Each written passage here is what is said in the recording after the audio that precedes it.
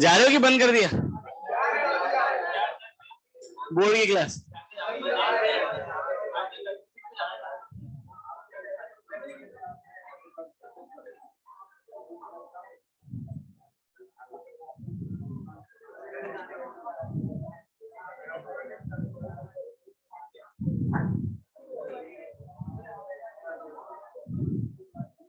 ला भाई क्या देते बेटा डिस्कशन के लिए? क्या सुबह सुबह सुबह जाते हो कि शाम को जाते हो? जाते ही नहीं, इवनिंग में? अरे भाई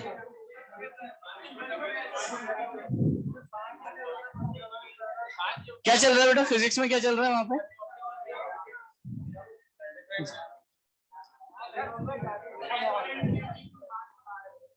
क्या करंट में? अच्छा अलग अलग चल रहा है क्या? ये तो बोला करंट चल रहा है। अच्छा रिएक्टिव चल रहा है। अच्छा अच्छा समझ गया। ला भाई ना बातें नहीं, लास्ट क्लास में कहां तक डिस्कशन के लिए कर दिया था? जे एडवांस और S2 इलेक्ट्रो और ग्रेविटेशन का कि S2 इलेक्ट्रो का है ना। इलेक्ट्रो निकालो पहले, इसको कंप्लीट कर लेते हैं जिससे बस लास्ट अपनी एक्सरसाइज बची हुई है ना।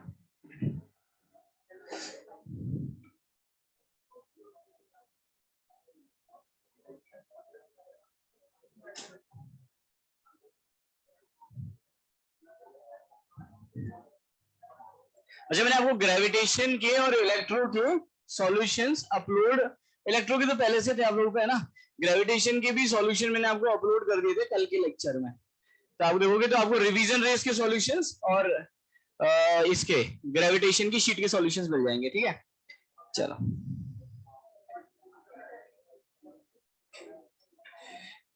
कहां तक डिस्कस हो गया था बेटा? क्वेश्चन नंबर 5 तक हो गया था। ठीक है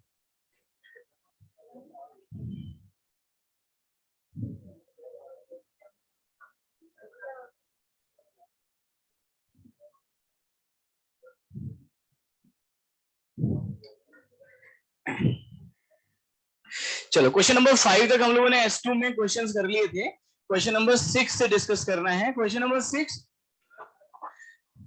बताना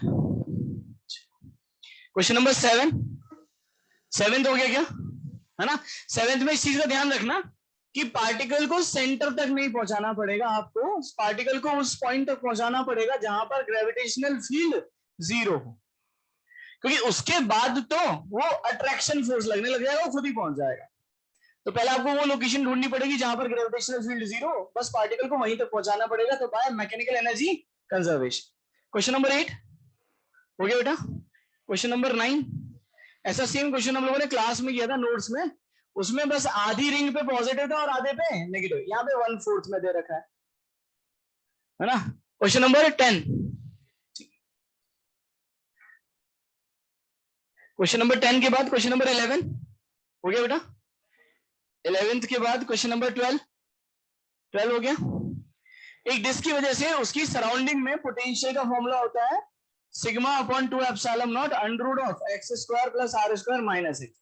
यहाँ पे दो चीजों की पोटेंशियल एनर्जी आएगी, एक तो डिस्क की आएगी और एक ग्रेविटेशनल पोटेंशियल एनर्जी mgh की आएगी। बहुत सिंपल सा क्वेश्चन है, आराम से हो जाएगा। क्वेश्चन नंबर 13 हो गया। क्वेश्चन नंबर 13 हो गया बेटा। क्वेश्चन नंबर 14 ठीक है ma'am. Question number 15, question number 15 के बाद क्वेश्चन नंबर 16 हो गया। ठीक है ना। टेस्ट का क्वेश्चन क्वेश्चन नंबर 15 पर आते हैं सबसे पहले, यहां से स्टार्ट करें। सब लोग एक बार दोबारा से बेटा क्वेश्चन को रीड करो है ना, साथ के साथ बढ़िया से समझते चलेंगे क्वेश्चन है क्या। Consider a metal sphere of radius कितनी है r is cut into two along a plane with minimum distance from the sphere center कितना है h। इधर देखो सब लोग, जैसे मान लो ये एक स्फीयर दे रखा है और मैंने इस स्फीयर को यहां से कट कर दिया, स्फीयर के सेंटर से ये डिस्टेंस कितनी है h और इसकी रेडियस कितनी है r। अगली लाइन, स्फीयर यूनिफॉर्मली चार्ज है और इस पे टोटल चार्ज कितना है, कैपिटल क्यू। आपसे पूछा है what is the necessary force to hold the two part of the sphere together. सब लोग देखो पहले, जैसे मान लो ये एक स्फीयर है जिसकी रेडियस कितनी है आर, इसकी सरफेस पे कैसा चार्ज है, पॉजिटिव,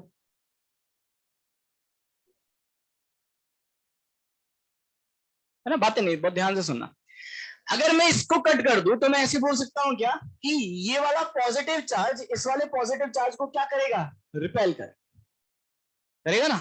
इसको दो पार्ट में कट कर दिया तो ये इसको रिपेल करेगा और ये इसको, तो ये दोनों दूर दूर भागना चाहेंगे। तो इनको जोड़ के रखने के लिए मुझे क्या लगाना पड़ेगा, एक एक्सटर्नल फोर्स। ये वही पूछ रहा है, क्लियर है। तो अगर मैं किसी भी एक का एफबीडी बना दूं, इधर इस पोर्शन का और इसका, सपोज इसका एफबीडी बनाता है, तो अगर आप इसका एफबीडी बनाओगे तो कुछ ऐसा होगा।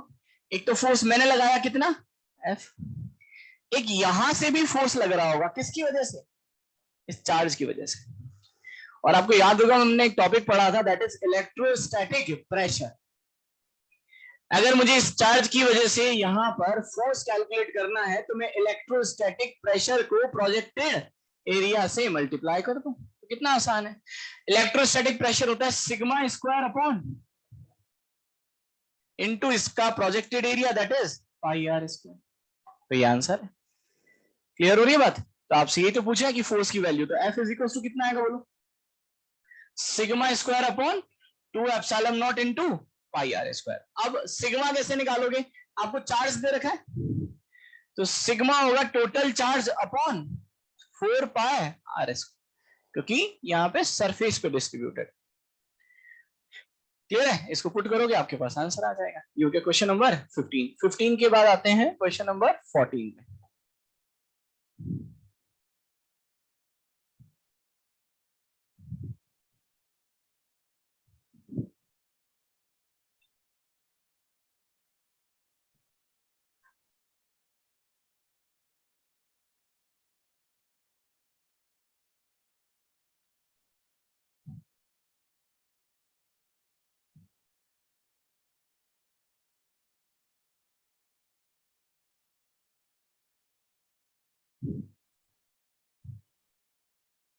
यहाँ तो नोट करो बेटा सब लोग, और क्वेश्चन नंबर 14 को रीड करो बढ़िया से।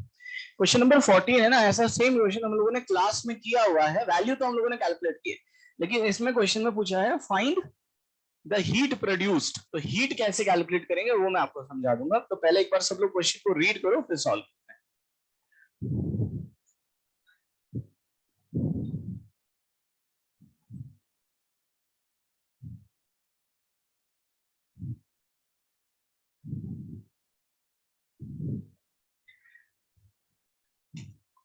है ना, मेरे साथ साथ रीड करते चलो। देखो स्टेप बाय स्टेप सॉल्व करोगे, बहुत ही आसान सा क्वेश्चन है, देखने से बहुत बड़ी लैंग्वेज लग रही है कुछ भी नहीं, साथ में सॉल्व करेंगे बहुत आसानी से सॉल्व हो जाएगा, मुझे बताते चलना। पहला क्वेश्चन नंबर 14 रीड करो। The figure shows a conducting sphere, radius कितनी, a, which is surrounded by a neutral conductor of the spherical shell, जिसकी रेडियस कितनी, b, बना लिया a और b। अगला, इनिशियली कितने स्विच है, 3, S1 S2 तीनों ओपन है। अगला, sphere A carries the charge Q। अब इधर देखो इस पे चार्ज कितना है, Q, और बाहर वाला स्फीयर कैसा है, न्यूट्रल। अगली लाइन, यहां से कहानी चालू होती है ना, the first switch S1 is closed. भैया मैंने पहले इसको क्लोज किया, इसको क्लोज करने का मतलब इसको अर्थ कर दिया। अगर मैं इसको अर्थ कर दूंगा तो यहाँ पे चार्ज अज्यूम कर ले, मान लेते कितना आ गया, x, और अगर मैंने इसको क्लोज कर दिया, अर्थिंग कर दी, तो इसका पोटेंशियल, तो भैया यहाँ का पोटेंशियल अगर जीरो करेगा तो खुद की वजह से kx अपॉन बी, ये आएगा। और एक इसकी वजह से यहाँ पर पोटेंशियल कितना आएगा, K Q by B is equals to, तो x की वैल्यू कितनी आई, माइनस का, जो बोल रहा है वही कर रहे हैं। x माइनस क्यू आया, यानी यहां पर आया x माइनस का क्यू। अब क्या करें, चार्जेस को इंड्यूस कराएं, रीडिस्ट्रीब्यूट करें, यहां पे प्लस क्यू यहां पर, और यहां पर प्लस क्यू, तो यहां पे नेट चार्ज कितना हो गया, 0। एक तो माइनस क्यू आया किससे, अर्थिंग से, और एक इंड्यूस से कितना आया, प्लस क्यू, मिला के कितना हो गया, 0। तो फाइनली S1 को क्लोज करने के बाद हमारे पास ये सिस्टम बना, इस पे चार्ज कितना बोलो, प्लस क्यू, इस पे कितना, और इस पे कितना, 0। अब अगली लाइन पढ़ते हैं। अब बोले now the switch S2 is close to the sphere A is grounded and S2 is open, S1 is open. तो इधर देखो, अब मैंने S1 को ओपन कर दिया और किसको क्लोज कर दिया, S2। तो ये भी हम लोगों ने क्लास में किया हुआ है। अरे सबसे पहले कंडक्टर में यही दो केस तो कराए। पहला, अंदर वाले को चार्ज देते हैं, बाहर वाले को अर्थ करते हैं। दूसरा, बाहर वाले को चार्ज देते हैं, अंदर वाले को अर्थ करते हैं। अब दूसरे केस में यही तो कर रहे हैं, हमने इसको अर्थ किया। मान लो इस पे चार्ज कितना हो गया, अब x या x1 मान लेते हैं। अब इसका पोटेंशियल जीरो कर दो। अगर आप इसका पोटेंशियल जीरो करोगे तो कितना आएगा बोलो, k x1 बाय a, एक तो इसकी वजह से और एक इसकी वजह से भी आएगा। कितना आएगा, k minus Q by b is equal to 0। पक्का समझ में आया? यहां से x1 की वैल्यू आ गई आपके पास, कितना, q into capital A by b। अब देखो यहां पर आपके पास कहानी क्या बनी। अब इस पॉइंट पर चलते हैं, बताते चलो सब लोग ध्यान से सुनना। इस पे चार्ज कितना हो गया बोलो, क्या q रहा क्या यहाँ पे चार्ज, कितना हो गया x1, कितना हुआ q into a by B. यहां पे q into a by B है तो यहां पर माइनस का a by B into q। इस पे टोटल चार्ज कितना था, माइनस का q। तो अगर इतना चार्ज इनर सरफेस पर है तो बाहर वाली सरफेस पे कितना होगा, minus Q plus a by B into Q. ये हो गया। तो S1 क्लोज करके ओपन हो गया, S2 क्लोज करके ओपन हो गया। अब तीसरी स्टेप, अब हमने क्या किया, फाइनली S3 को क्लोज कर दिया। S3 को क्लोज करने का मतलब है इन दोनों को एक कंडक्टिंग वायर से कनेक्ट कर दिया। ये भी पॉइंट मैंने आपको बता रखा है कि अगर कॉन्सेंट्रिक शेल्स है और कंडक्टिंग तो सारा का सारा चार्ज बाहर। तो फाइनली इस पे चार्ज कितना हो जाएगा, 0। तो इसने बोला इस प्रोसेस में कितना हीट का फ्लो होगा। अब वो मैं आपको समझाता हूं हीट से कैसे लिंक करोगे। यहां तक तो शायद आपको समझ में आ गई होगी बात, लेकिन अब आगे कैसे हीट कैलकुलेट करें उसको थोड़ा सा समझते हैं। मुझे बताओ, अगर मैं इसको कनेक्ट नहीं करता, बस मेरे क्वेश्चन का आंसर देते चलना, आपको खुद ही समझ में आ जाए। अगर मैं इसको S3 को कनेक्ट नहीं करता तो इस रीजन में इलेक्ट्रिक फील्ड है या नहीं है? कैसे पता चला, गॉसियन सरफेस बनाओ, चार्ज एनक्लोज है या नहीं है। कितना इलेक्ट्रिक फील्ड होगा यहाँ पर, E is equal to K into A by B into Q by R square. एक मिनट बेटा कंप्लीट कर दो। आर की वैल्यू कहां से कहां तक वेरी करेगी, ए से लेके बी तक। इस रीजन में कितना इलेक्ट्रिक फील्ड होगा, ये होगा। अगर मैं इसको कनेक्ट कर दूंगा तो यहां पर इस चार्ज की वैल्यू क्या हो जाएगी, 0। तब इलेक्ट्रिक फील्ड रहेगा क्या, नहीं। यानी कनेक्ट करने से पहले फील्ड था, कनेक्ट करने के बाद फील्ड खत्म हो गया। उससे क्या फर्क पड़ा भैया, जब पहले फील्ड होता है तो एनर्जी भी होती है। मैंने आपको एक चीज बताई थी कि एनर्जी वहीं पर स्टोर होती है जहां पर इलेक्ट्रिक फील्ड होता है। कैसे, एक तरीका बताया था आपको, energy per unit volume is equal to half epsilon not E square. तो पहले इलेक्ट्रिक फील्ड था तो एनर्जी थी इस रीजन में, बाद में इलेक्ट्रिक फील्ड खत्म हो गया तो एनर्जी कितनी हो गई, 0। तो जो एनर्जी गई कहां, लॉस की फॉर्म। पहले मान लो 100 जूल एनर्जी थी मेरे पास, फाइनली एनर्जी कितनी हो गई, 0। तो कितनी लॉस हुई, 100 जूल। तो मैं ऐसे बोल सकता हूं जितनी एनर्जी इलेक्ट्रिक फील्ड की फॉर्म में यहां पर स्टोर हो रही थी वो सारी की सारी फाइनली क्या हो गई, 0, लॉस हो गई। तो वही एनर्जी तो निकालनी है। अब वो एनर्जी कैसे निकालोगे, इस half epsilon not E square को किससे मल्टीप्लाई करके, वॉल्यूम। तो मेरा आंसर आएगा कि amount of heat loss is equal to half epsilon not E, बताओ कितना है, K into A by B into Q upon R square, इसका होल स्क्वायर। समझ में, होल स्क्वायर क्यों किया, half epsilon not E square into volume, volume कितना आएगा 4 पाए आर स्क्वायर इंटू डी। बस इसको इंटीग्रेट करना पड़ेगा। और इसको कहां से कहां तक इंटीग्रेट करोगे, ए से लेके, ये आंसर है।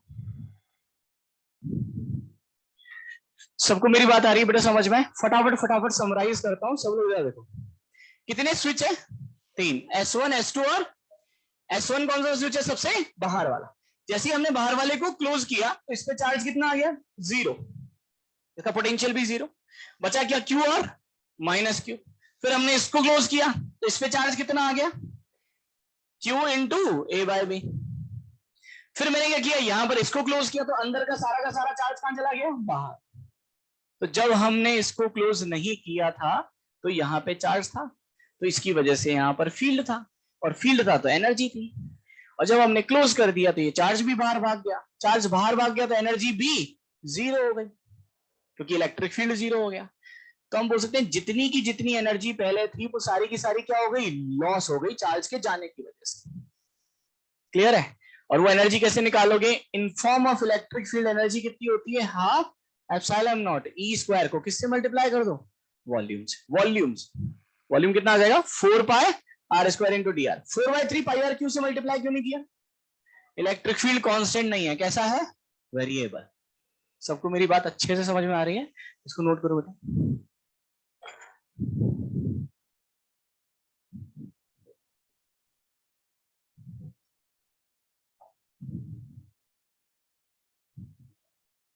Next question number 10।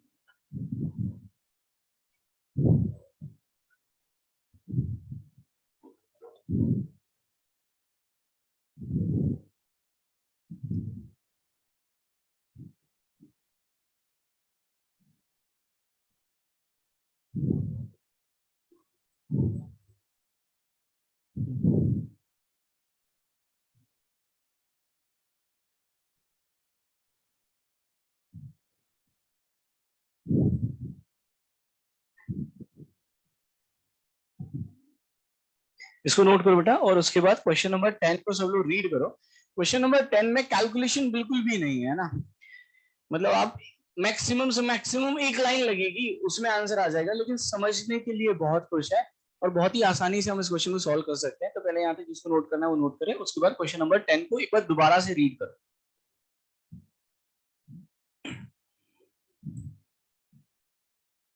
इंटीग्रेशन की, हाँ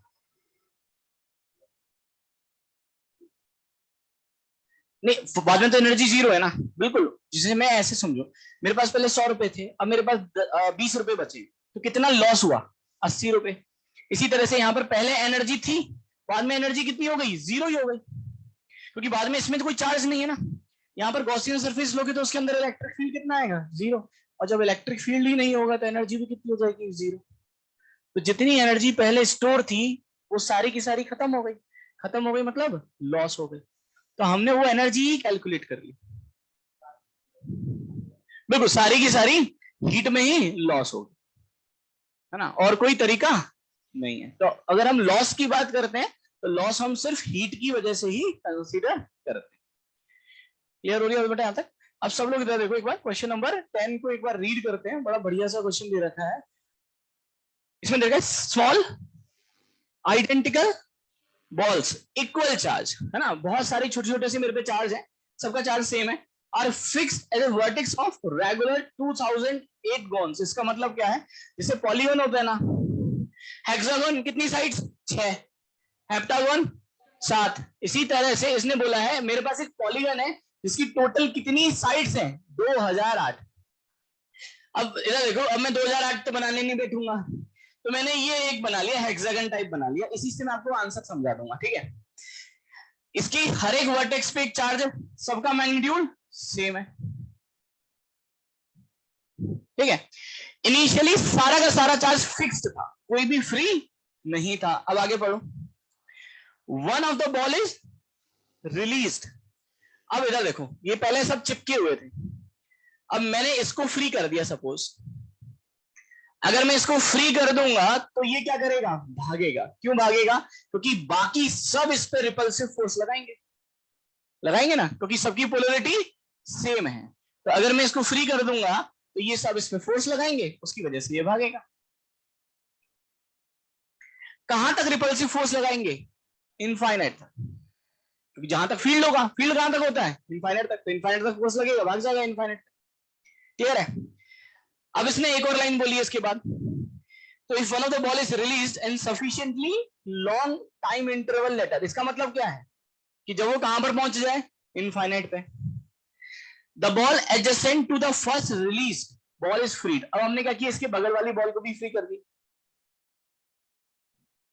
आपसे बोला the kinetic energy of the released ball is found to be differ by कितने से, के से। इसने बोला है कि इसकी काइनेटिक एनर्जी और इसकी काइनेटिक एनर्जी में जो अंतर है वो कितने का अंतर है, के का। तो आपसे पूछा है चार्ज कितना होगा। अब बात ध्यान से सुनना, जैसे इनिशियली मैं ये बोल सकता हूं क्या कि सिर्फ ये से मान लो मैं इसको फ्री कर रहा हूं और ये ऐसे भाग रहा है, तो सिर्फ पूरे सिस्टम में इससे रिलेटेड पोटेंशियल एनर्जी ही चेंज हो रही होगी। बोलो हाँ कि ना, क्यों भाई? अगर मान लो पहले मैं यहां था, अब मैं यहां आ गया, बाकी सबकी ओरिएंटेशन चेंज हुई क्या? इनके बीच में पोटेंशियल एनर्जी चेंज हुई क्या? इनके बीच में चेंज हुई, इनके बीच में चेंज हुई? नहीं, सिर्फ इस चार्ज से रिलेटेड पोटेंशियल एनर्जी ही चेंज होगी। तो क्या मुझे सबकी पोटेंशियल एनर्जी लिखने की जरूरत है क्या? सिर्फ इस चार्ज से रिलेटेड पोटेंशियल एनर्जी तो लिखनी है। सबको मेरी बात आ रही है समझ में? अब इधर देखो, मान लेते हैं ये जो सब है, ठीक है, इन सब की वजह से, इन सब की वजह से यहां से लेके यहां तक, इन सब की वजह से इससे रिलेटेड जो पोटेंशियल एनर्जी उसको मैं बोल देता हूं कितना, यू। तो इसकी इनिशियल पोटेंशियल एनर्जी बताओ मुझे कितनी होगी? इन सब की वजह से कितनी हुई, यू, और इसकी वजह से कितनी हुई, के क्यू स्क्वायर बाय, ऐसे बोल सकता हूं, ये इसकी पोटेंशियल एनर्जी हो गई। क्लियर है?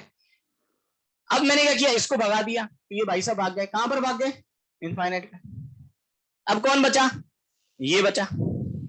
अगर मैं आपसे बोलूं कि इससे रिलेटेड पोटेंशियल एनर्जी कैलकुलेट करो, इसकी पोटेंशियल एनर्जी, तो इसकी पोटेंशियल एनर्जी आप कैसे कैलकुलेट करोगे? बाकी सबकी वजह से आएगी। बाकी सबकी वजह से कौन सा, ये सब, ये तो भाग गया, तो बाकी सबकी वजह से तो सिर्फ कितनी है, यू ही है। तो दोनों की पोटेंशियल एनर्जी में कितना डिफरेंस हुआ, इसमें से इसको माइनस कर दो, कितना आया, delta change in potential energy कितना हुआ, और जो चेंज इन पोटेंशियल एनर्जी होगा वही change in kinetic by the mechanical energy conservation, that is equal to K. Answer आ गया। ये के की वैल्यू क्या होती है, 1 upon that is Q square by A is equal to kinetic. यहां से आंसर आ जाएगा। दोबारा से समझा देता हूं, बड़ा ही आसान सा क्वेश्चन था, थोड़ा सा समझने लायक है और कुछ भी कैलकुलेशन नहीं है। बात ध्यान से सुनो, हमारे पास एक पॉलीगन था जिसकी टोटल कितनी साइड्स थी, 2008। मैंने मान लिया कितनी साइड्स हैं, 6। आसान है समझाना इसलिए। टोटल कितने चार्ज हो गए यहाँ पर, 6। मैंने क्या किया, सभी चार्ज पहले चिपके हुए थे, अब हमने एक को फ्री किया। अगर मैं बात करूं इसको फ्री करने की, तो अगर मैं इससे एसोसिएटेड पोटेंशियल एनर्जी की बात करूं, मैं सिर्फ इसकी पोटेंशियल एनर्जी क्यों लिख रहा हूं, सबकी क्यों नहीं लिख रहा? क्योंकि बाकी की चेंज नहीं होगी, और आप change in potential energy is equal to change in kinetic energy लिखोगे, तो बाकी की लिखने की जरूरत, भैया इसका ओरिएंटेशन चेंज होने से ये थोड़ी ना चेंज हो रहा। तो मैंने क्या किया, इन सारे चार्ज की वजह से तो पोटेंशियल एनर्जी कितनी मान ली, यू, इस पर, और इसके बगल वाले की वजह से मैंने निकाल ली, तो टोटल पोटेंशियल एनर्जी कितनी हुई, यू प्लस बगल वाले की वजह से कितनी, के क्यू स्क्वायर बाय। अब इसको भगा दिया, ये फ्री हो गया, कहां पर भाग गया, इनफाइनाइट। फिर मैंने दूसरे को फ्री किया कि अब ये तू फ्री हो जा। फ्री बोला कि मैं फ्री तो हो जाऊंगा, मेरी पोटेंशियल एनर्जी तो लिखो, हमने कहा लिखते हैं। तो अब इसकी पोटेंशियल एनर्जी जितने भी रिमेनिंग होगी उसकी वजह से आएगी। क्या इसकी वजह से आएगी क्या, ये तो जा चुका है, बचे कौन से, ये वाले, और इसकी वजह से तो यू यू है। अगर मैं चेंज इन पोटेंशियल एनर्जी लिखूंगा तो ये वाली टर्म आपस में, तो बची कितनी, के क्यू स्क्वायर बाय ए, और जो चेंज इन पोटेंशियल एनर्जी होगा वही चेंज इन काइनेटिक एनर्जी। ये आंसर आ गया। सबको मेरी बात बढ़िया से समझ में आ रही है? ठीक है, और उसके बाद एक क्वेश्चन और बचा, ये क्वेश्चन नंबर 10, और एक का क्वेश्चन नंबर 6 तो बहुत आसान है। अगर आपको वर्क कैलकुलेट करना है तो वर्क होता है integration of tau into D. Torque को लिखोगे आर क्रॉस एफ, और आर इस केस में हो जाएगा आर इंटू साइन थीटा। वहां से आपके पास आंसर आ जाएगा। हाँ, force into perpendicular length, clear है?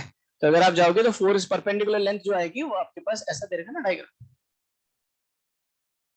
सपोज यहां से थीटा पे गया, तो ये इस पॉइंट पर अगर मैं निकाल रहा हूँ फोर्स, तो परपेंडिकुलर लेंथ ये हो जाएगी। तो ये लेंथ कितनी हो जाएगी, अगर ये आर है तो ये कितना हो जाएगा, आर, आंसर है। सबको मेरी बात अच्छे से समझ में आ रही है बेटा? यहाँ तक इसको नोट करो। और उसके बाद ये हो गया अपना S2 एक्सरसाइज इलेक्ट्रो का। और उसके बाद एक बार कॉपी निकालो, कहाँ तक हम लोगों ने कंप्लीट किया वो देखेंगे। बाकी डिस्कशन नेक्स्ट क्लास में करेंगे मंडे को। कौन सा वाला? हाँ हाँ हाँ हाँ हाँ, उससे पहले शॉर्ट सर्किट तक हम लोगों ने कर लिया था। ठीक है, या तो नोट कर लो और उसके बाद अगले टॉपिक पर आते हैं।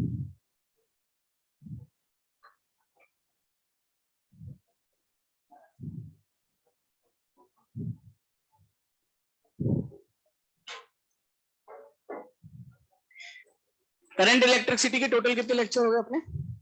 4 हो गए। हाँ, 4 की 5? अच्छा, छठा है, छठ पूजा है क्या आज? हाँ, आज छठवा लेक्चर है। ठीक,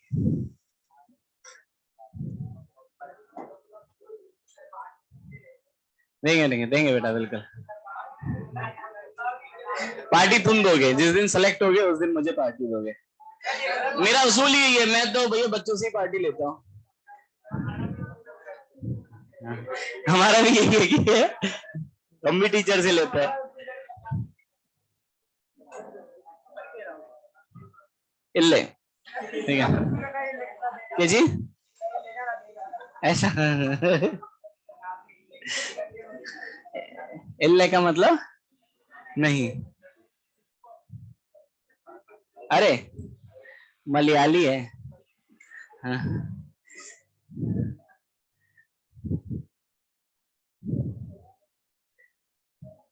केरल रहा था ना, NIT कालीकट में थे ना, तो वहां पे सीख गए थे थोड़ी थोड़ी सी, 2-4 शब्द ही आते थे काम के। कुछ नहीं समझ में आया, बाढ़ में जा। और उसका मतलब होता है नहीं, लेकिन अंदर से अगर हम देसी भाषा में बात करें तो उसका मतलब होता है बाढ़ में जा। वहां भैया को जैसे अपन भैया बोलते हैं, वहां पे भैया का मतलब है चेटा। मैं पहली बार गया, भाई चेटा तो वो होता है यार जो जिसको मार देते मसल के। चलो अब बातें नहीं, लास्ट क्लास में अभी तक देखो एक बार थोड़ा सीरियसली इस पॉइंट को समझते हैं। अभी तक हम लोगों ने माइक्रोस्कोपिक एनालिसिस की बात की थी, और माइक्रोस्कोपिक एनालिसिस में सबसे पहले हम लोगों ने बात की थी करंट की, जो मैंने आपको एक समराइज बता दिया था ना तरीका।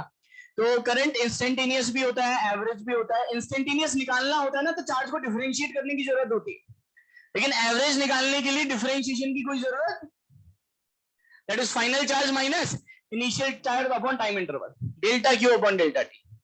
क्लियर है? करंट डेंसिटी हमको समझ में आ गया बढ़िया से। फिर हम लोगों ने एक फॉर्मूला लिखा था कि करंट का जो फॉर्मूला होता है वो होता है I is equal to NE VD। VD क्या होता है? Drift velocity. किसकी वजह से आता है?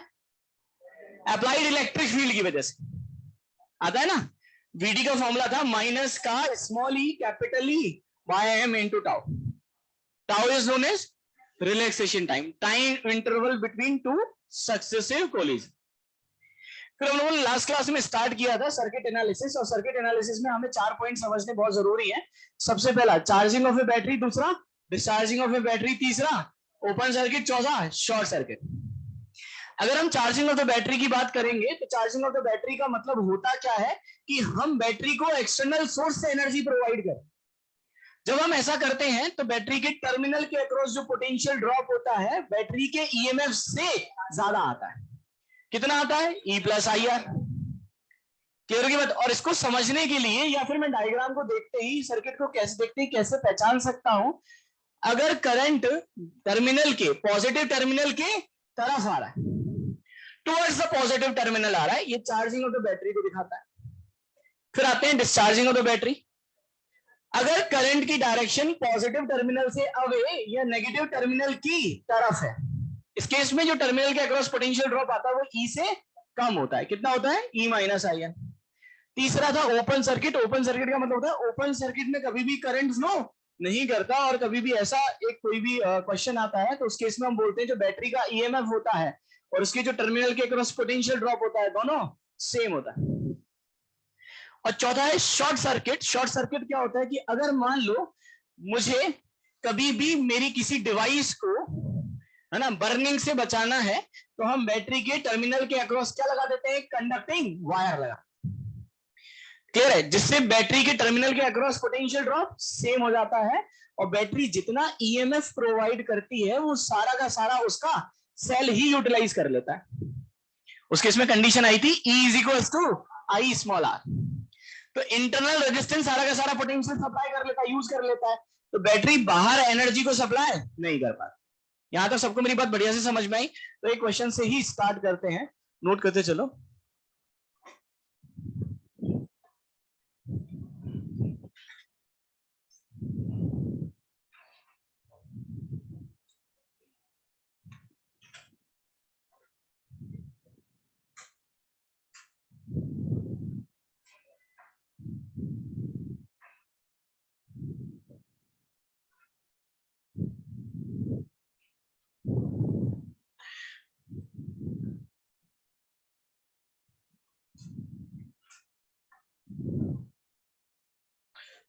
है ना, एक इस तरह का आपको सर्किट दे रखा है, इसका रेजिस्टेंस दे रखा है आपको 2 ओम, 10 वोल्ट,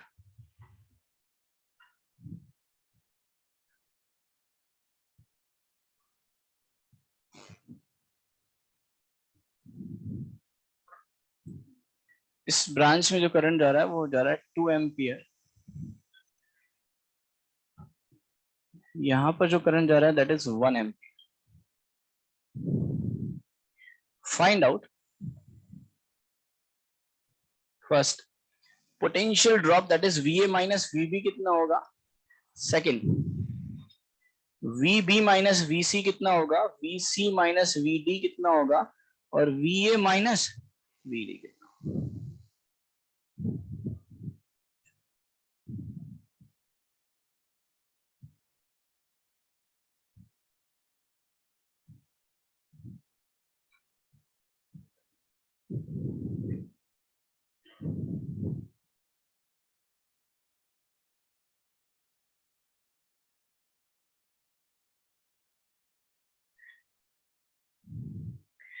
देखो सॉल्व करने से पहले कुछ पॉइंट्स को समझ लेते हैं। सबसे पहला पॉइंट, किसी को ये तो नहीं लग रहा कि सर ये तो ओपन सर्किट है, इसमें करंट कैसे फ्लो हो रहा है? एक्चुअली ये कंप्लीट सर्किट है ही नहीं, ये सर्किट का एक छोटा सा हिस्सा है, पार्ट है। क्लियर है, क्योंकि ओपन सर्किट है, ऑब्वियस सी बात है, तो ऐसे तो करंट फ्लो नहीं होगा, नहीं, एक सर्किट का हिस्सा है।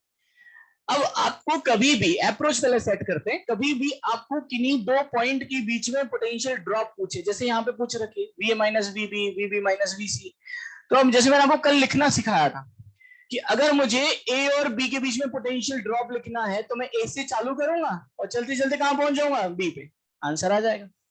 जैसे मैं एक लिख के दिखा देता हूं, फिर आप लोग सब अटेम्प्ट करना, आंसर किसी को गलत नहीं आना चाहिए, ये मेरे साथ लिखो। यहां से चलते हैं, तो VA का पोटेंशियल VA, यहां गए, इन डायरेक्शन ऑफ करंट रजिस्टर के अक्रॉस हमेशा पोटेंशियल ड्रॉप आता है, कितना आएगा, माइनस का IR, तो माइनस का I भी 2 है और R की वैल्यू भी, यहां पहुंच गए।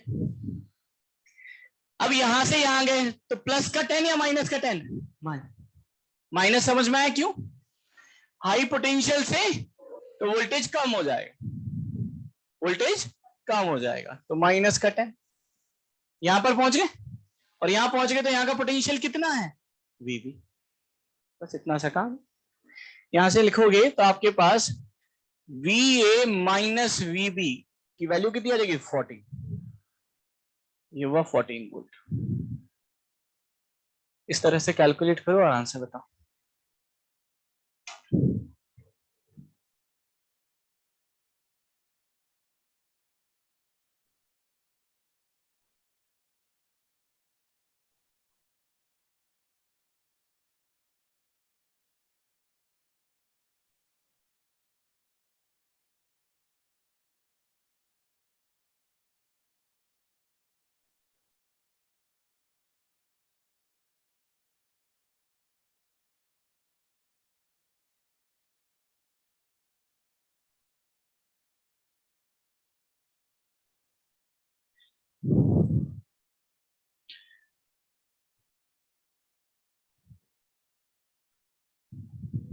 अच्छा, यहां पे तो करंट दे ही नहीं रखा,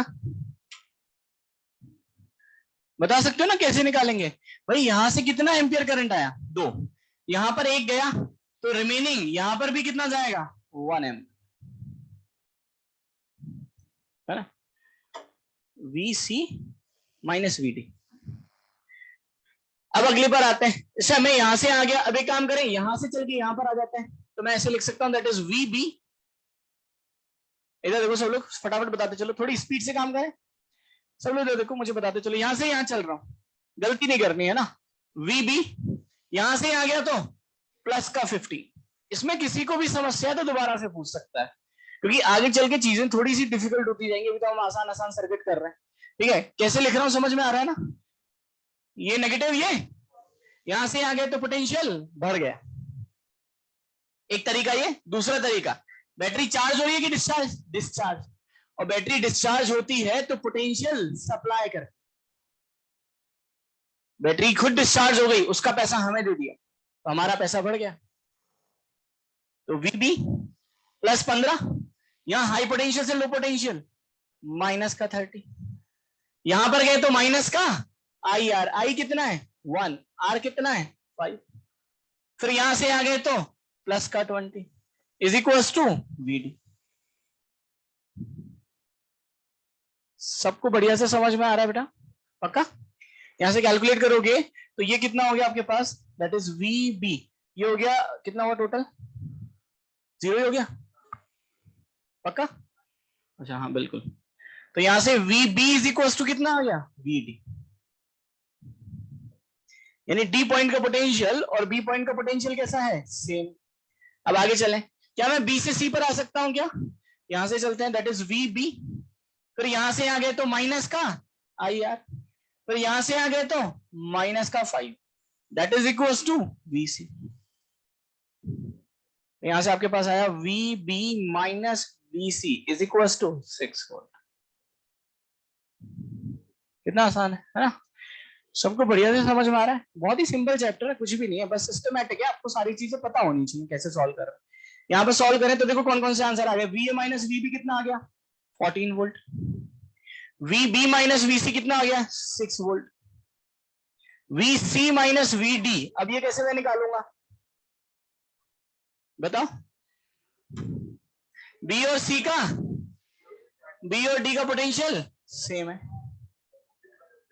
ना? तो इधर देखो, अगर मैं बात करूंगा तो D की जगह क्या आ जाएगा? B आ जाएगा। तो ये बना VC माइनस VB, तो ये कितना बनेगा? माइनस का 6। समझ में आया -6 कैसे किया बेटा? D की जगह B आ गया और ये बना VC माइनस VB, इसका उल्टा तो -6। और VA माइनस VD कैसे निकालूंगा? इधर देखो, अगर मैं इन दोनों को जोड़ दूं, कौन किसको? A और D निकालना है ना? ठीक है, इन दोनों को डायरेक्ट हो जाएगा क्या? अच्छा VD इज इक्वल टू, हाँ बिल्कुल, VD is equal to VB तो है बिल्कुल। इसको मैं ऐसे लिख सकता हूं VA माइनस VD किसके बराबर है? VB के। तो कितना आ जाएगा? 14 सीधे आ जाएगा। सबको बात बढ़िया समझ में आ रही है बेटा? हाँ इस तरह से। अच्छा मैं अब इधर देखो, कई बार इसमें थोड़ी सी और स्मार्टनेस दिखा देता है कि कई बार यहाँ पे तो आपसे पोटेंशियल ड्रॉप पूछ लिया, आपको इन सारे पॉइंट्स में से किसी एक पॉइंट का पोटेंशियल अगर मैं दे देता, सपोज यहाँ का पोटेंशियल मैं दे देता आपको कि सपोज यहाँ का पोटेंशियल 50 वोल्ट है, तो क्या आप हर एक पॉइंट का पोटेंशियल निकाल सकते थे क्या? यहाँ का आ जाता तो आपके पास देखो A का आ जाता तो B का भी आ जाता, B का आ जाता तो C का आ जाता, और B का आ गया तो D का आ गया। तो आपको हर एक पॉइंट का पोटेंशियल देने की जरूरत नहीं है। अगर आपको किसी भी एक पॉइंट का पोटेंशियल दे रखा है तो मैं पूरे सर्किट में हर एक पॉइंट का पोटेंशियल कैलकुलेट कर सकता हूं। नोट करो बेटा यहाँ पे पहले। हाँ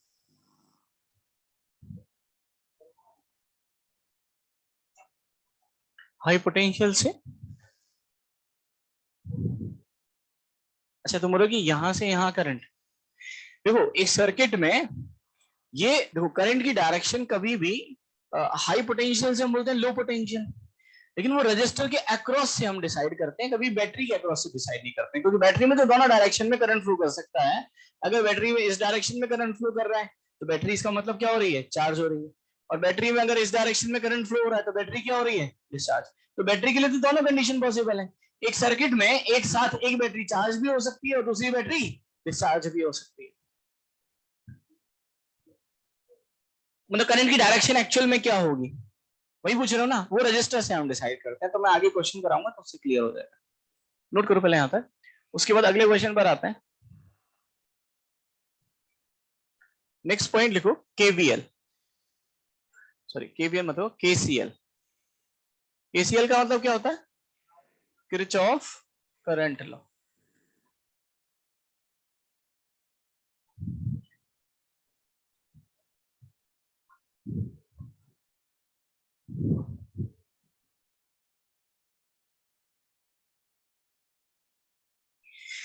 ये पॉइंट सबको समझ में आया ना, यहाँ पे तो किसी को कोई डाउट नहीं होगा, है ना, किस तरह से हम कैलकुलेट कर रहे हैं।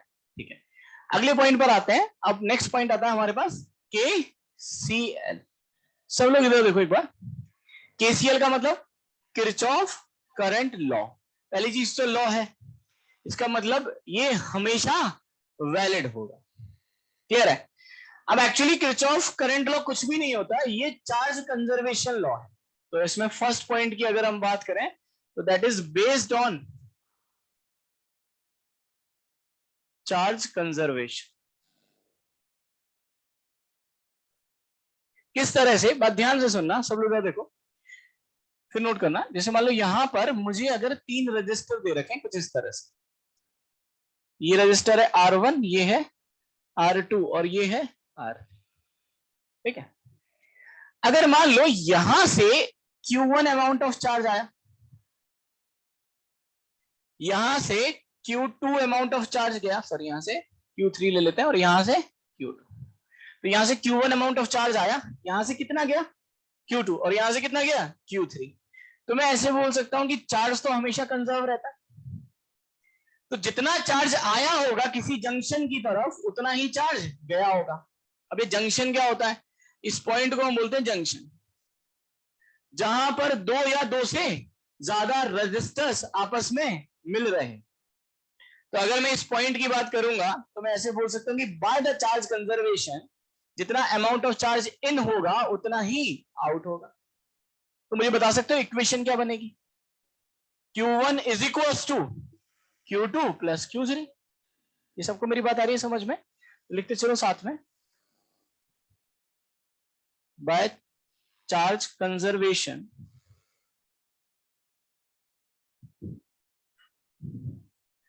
Total amount of charge in is equal to total amount of charge out.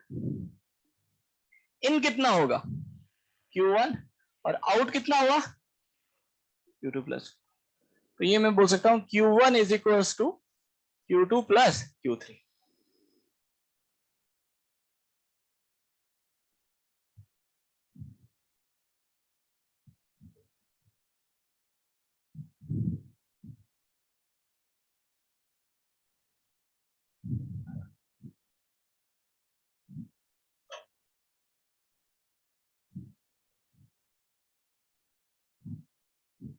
ना ये जो पॉइंट होता है इसी को अपन क्या बोलते हैं,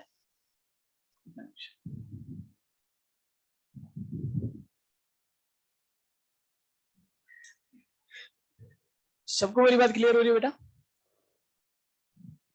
अच्छा इधर देखो, अगर मैं इसको चार्ज को समय के साथ डिफरेंशिएट करूं तो क्या आ जाएगा, करंट आ जाएगा। तो मैं इस पूरी इक्वेशन को डिफरेंशिएट कर रहा हूं विद रेस्पेक्ट टू टाइम। तो ये क्या बनेगा आपके पास, that is dQ1 by dt is equal to dQ2 by dt plus dQ3 by dt। ये बना है। क्या मैं इस इक्वेशन को ऐसे लिख सकता हूं, सब लोग देखो एक बार, इसको मैं लिख सकता हूं I1 is equal to I2 plus I। अब सब लोग इधर देखो, कॉपी की पेन छोड़ दो, बात को ध्यान से सुनना है ना। मेरे पास इक्वेशन क्या आई, मैंने यहां पर equation I by the charge conservation Q1 is equal to Q2 plus Q3। सही बात है, इसको डिफरेंशिएट किया किसके रेस्पेक्ट में, टाइम। तो मैं ऐसे बोल सकता हूं I1 is equal to I2 plus I3। I1 is equal to I2 plus I3 का मतलब क्या है कि यहां से कितना करंट आ रहा है I1, यहां से कितना करंट जा रहा है I2 और यहां से कितना जा रहा है I3, यही है ना। तो I1 is equal to I2 plus I3। ये क्या डिनोट कर रहा है कि किसी भी जंक्शन पे जितना अमाउंट ऑफ करंट इन होगा उतना ही अमाउंट ऑफ करंट आउट होगा। इसी को हम किरचॉफ करंट लॉ बोलते हैं। क्लियर है? इसी को हम क्या बोलते हैं? Kirchhoff current law, KCL. लेकिन हम इस फॉर्म में याद नहीं रखेंगे। ऐसा इसलिए क्योंकि मुझे जब मैं सर्किट सॉल्व करूंगा तो एक्चुअली मुझे पता ही नहीं चलेगा कि करंट आएगा या जाएगा। वो तो सॉल्व करने के बाद पता चलेगा ना। उससे पहले पता होता तो मैं सॉल्व क्या करता, मुझे तो पता ही है। क्लियर हो रही बात? तो ये है तो सही, यहां तक ये कंडीशन तो सही है कि amount of charge current in is equal to amount of current out, कि I1 is equals to I2 plus I3, the amount of current in is equals to amount of current out। इस form में सही है, लेकिन हम इस form में solve नहीं करेंगे। अब सब लोग बात ध्यान से सुनो।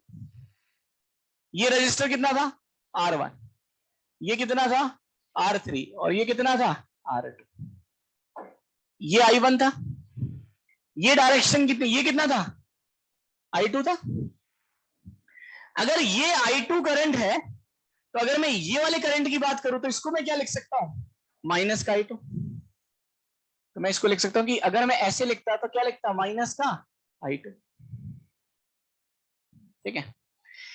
अगर ये I3 है तो अगर मैं ऐसे लिखता तो ये क्या बनता? माइनस का I3। ऐसे लिखता। अब इस क्वेश्चन पे वापस आते हैं। हमारी इक्वेशन क्या बनी थी बोलो? I1 is equal to I2 plus I3। इसको इधर ले आओ। ये आपके पास इक्वेशन क्या बनी? I1 माइनस का I2 माइनस का I3 इज इक्वल टू, क्या मैं इसको ऐसे लिख सकता हूं? I1 प्लस ऑफ माइनस का इज इक्वल टू 0। तो मैं ऐसे बोल सकता हूं क्या? अब देखो, तीनों जो करंट है I1 माइनस I2 और माइनस I3, तीनों जब करंट जो है वो जंक्शन की तरफ आ, और सबका सम किसके बराबर है? 0। तो हम जो केसीएल की फॉर्म याद रखेंगे वो ये रखेंगे कि net current flowing towards the junction is always equal to 0। net current flowing towards the junction is always equals to 0। सबको मेरी बात बढ़िया से समझ में आई? नोट करो बेटा यहाँ पे।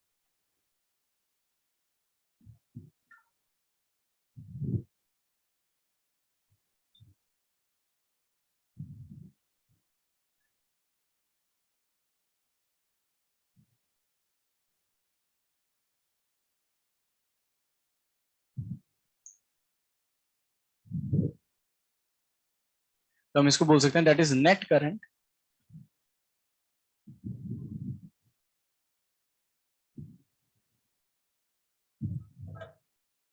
flowing towards the junction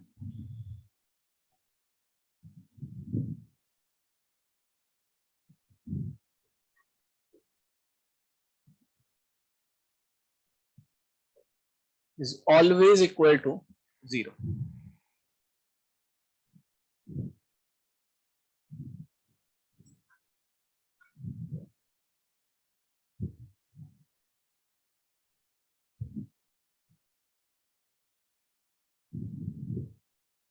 है ना? इस फॉर्म में भी लिख सकते हो कि summation of I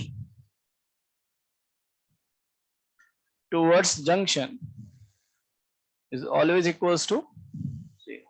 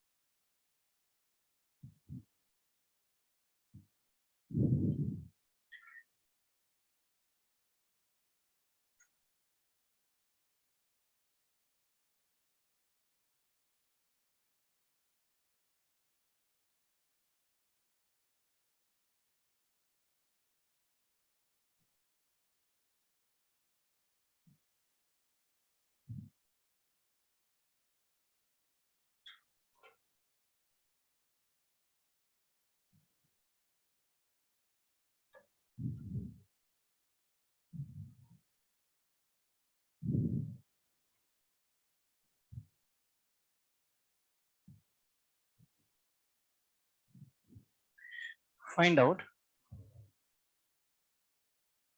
first the voltage of junction and second the current flowing through each resistor.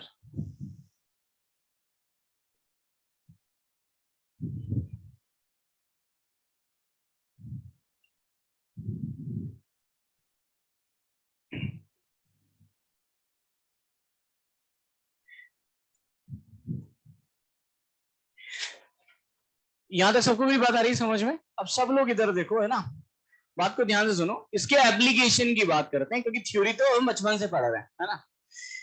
Application है क्या? सब लोग देखो, कॉपी पेन छोड़ दो, मिटा दो नहीं सब कुछ, है ना। फिर क्या लिखोगे? बाबा जी का ठुल्लू, है ना। यहां पर आता है, ठीक है। अगर हम इसकी बात करें तो सबसे पहले यार देखो, हमें ना बहुत सारे मेथड पढ़ने वाले, हम केसीएल पढ़ेंगे, मतलब करंट किरचॉफ लॉ, ये पढ़ा। केवीएल आएगा, करंट मतलब किरचॉफ वोल्टेज लॉ, केवीएल आएगा। फिर एक नोडल एनालिसिस करके एक मेथड आएगा, फिर सेल कॉम्बिनेशन आएगा। तो बहुत सारे मेथड आएंगे। तो फाइनली दिक्कत क्या होगी, हम कैसे पहचाने कि हमें कौन से मेथड से क्वेश्चन को सॉल्व करना है। सही बात था। तो जैसे जैसे हम मेथड पढ़ते जाएंगे, मैं आपको पहचानने का तरीका भी बताता जाऊंगा। जैसे यहां पर आते हैं, अगर हम केसीएल के क्वेश्चंस की बात करें कि हमें पहचान में कैसा है कि केसीएल से सॉल्व करना है।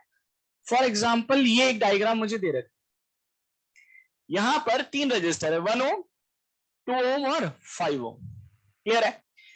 इसका इस जंक्शन का पोटेंशियल कितना है? यहाँ का 50, यहाँ का 100, यहाँ का 200। क्लियर है? मुझे इस पूरे क्वेश्चन में एक जंक्शन दिखाई दे रहा है, ये वाला।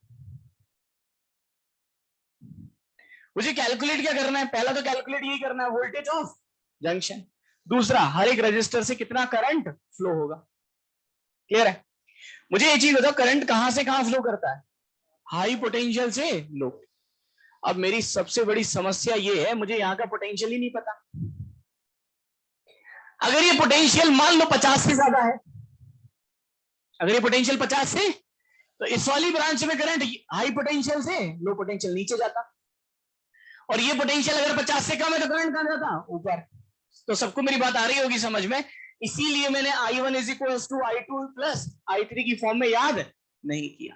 तो हम क्या करेंगे, हमें नहीं पता कि इसका पोटेंशियल 50 से ज्यादा है, 100 से ज्यादा है, कम है। हम मान लेते हैं यहां का पोटेंशियल है V।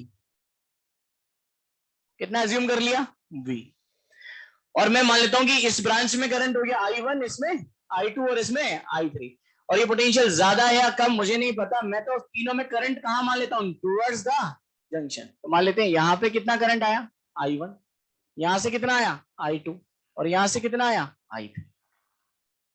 तो कभी भी अगर आपको एक जंक्शन दिख रहा हो, तो आप डायरेक्टली उस जंक्शन पर क्या अप्लाई कर सकते हो? केसीएल। अब देखो केसीएल से फायदा क्या होगा, अगर मैं केसीएल अप्लाई करूंगा तो मुझे बताते चलो कंडीशन क्या बनेगी, बोलो। I1 plus I2 plus I3 is equal to 0। यहां तक किसी को भी 1% समस्या है? सबको क्लियर है? अब आते हैं I1 पे। आपने करंट की डायरेक्शन ये अज्यूम कर ली ना, आपने अज्यूम कर ली, आपको पता ही नहीं था यहाँ का पोटेंशियल ज्यादा है, लेकिन आपने तो अज्यूम कर लिया ना। तो जब आपने अज्यूम कर लिया तो आपके हिसाब से ये हाई पोटेंशियल है और ये लो, ये आपने मान लिया। अब आप बोलोगे सर जरूरी तो नहीं है, तो नहीं होगा तो अपने आप सॉल्व करने से करंट की वैल्यू कैसी आ जाएगी? नेगेटिव आ जाएगी। आपको सोचने की जरूरत नहीं। तो क्योंकि मैंने करंट की डायरेक्शन ये अज्यूम कर ली, तो ये हाई पोटेंशियल ये। और अगर मुझे करंट निकालना है और अगर मुझे रजिस्टर के अक्रॉस पोटेंशियल ड्रॉप पता है, तो करंट होता है delta V divided by R. Delta V divided by R, ये कहां से फॉर्मूला आया, याद है भाई? Delta V is equal to I R. ठीक है ना? तो अगर मैं डेल्टा वी जैसे I1 लिखूं, तो I1 बता सकते हो, थोड़ी सी हेल्प कर सकते हो? डेल्टा वी क्या लिखूं? 200 माइनस वी या V माइनस 200? V माइनस 200 या 200 माइनस वी? 200 minus V. क्यों? High potential minus low potential. भाई आपने करंट की डायरेक्शन अज्यूम कर ली ना, तो आपके हिसाब से ये हाई पोटेंशियल, ये तो high potential minus low potential. तो क्या लिखूं बोलो? 200 minus V divided by R, बोलो 1। अब आपको समझ में आ जाएगा। अब I2 बताओ। आपने ये डायरेक्शन अज्यूम कर ली, तो ये हाई पोटेंशियल और ये तो क्या लिखूं, 50 माइनस वी डिवाइडेड बाय 5। और अगर आपने करंट की डायरेक्शन ये अज्यूम कर ली तो ये हाई पोटेंशियल, ये लो पोटेंशियल, कितना आएगा 100 minus V divided by 2 is equal to. क्या इस पूरी इक्वेशन में एक ही अननोन है क्या, कितना v, क्या v आ जाएगा क्या, और v अगर आ गया तो i1 i2 i3 भी आ गए। v को इधर पुट कर दोगे तो क्या आ गया i1, इधर पुट कर दोगे तो i2, इधर पुट करोगे तो i3। नोट करो, फाइनल आंसर बताओ।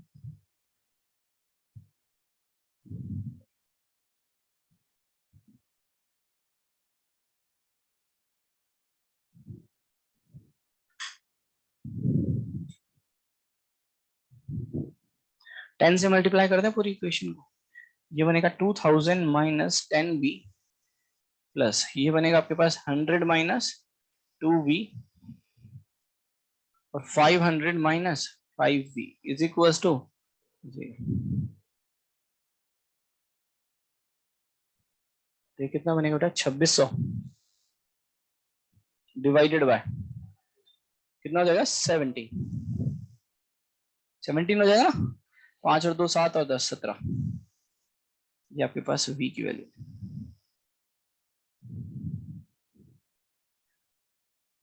यानी जो जंक्शन आया उसका वोल्टेज कितना आया 2600 बटा 17 वोल्ट।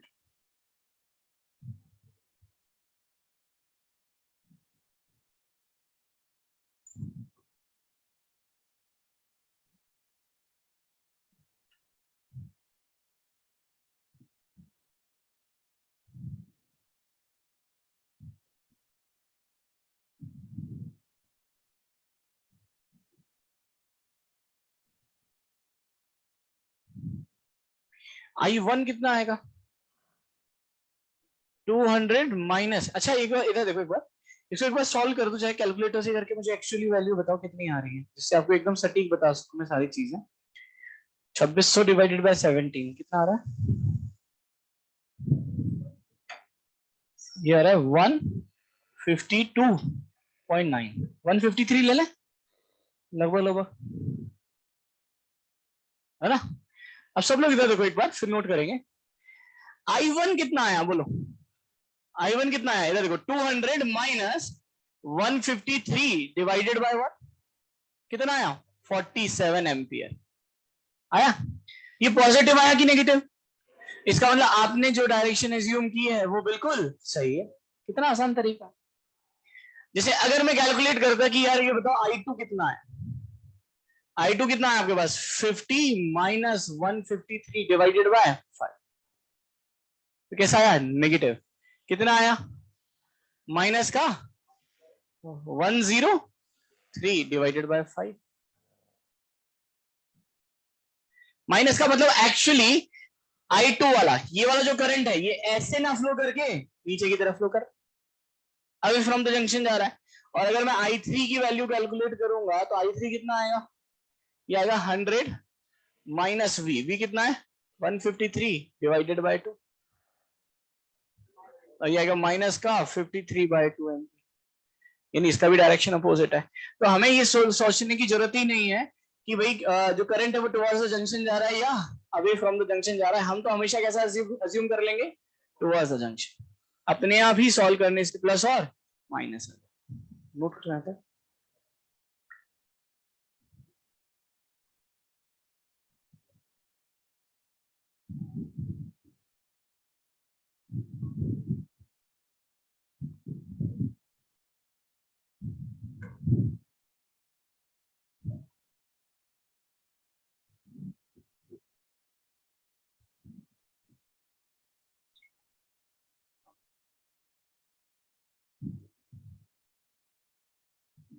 हाँ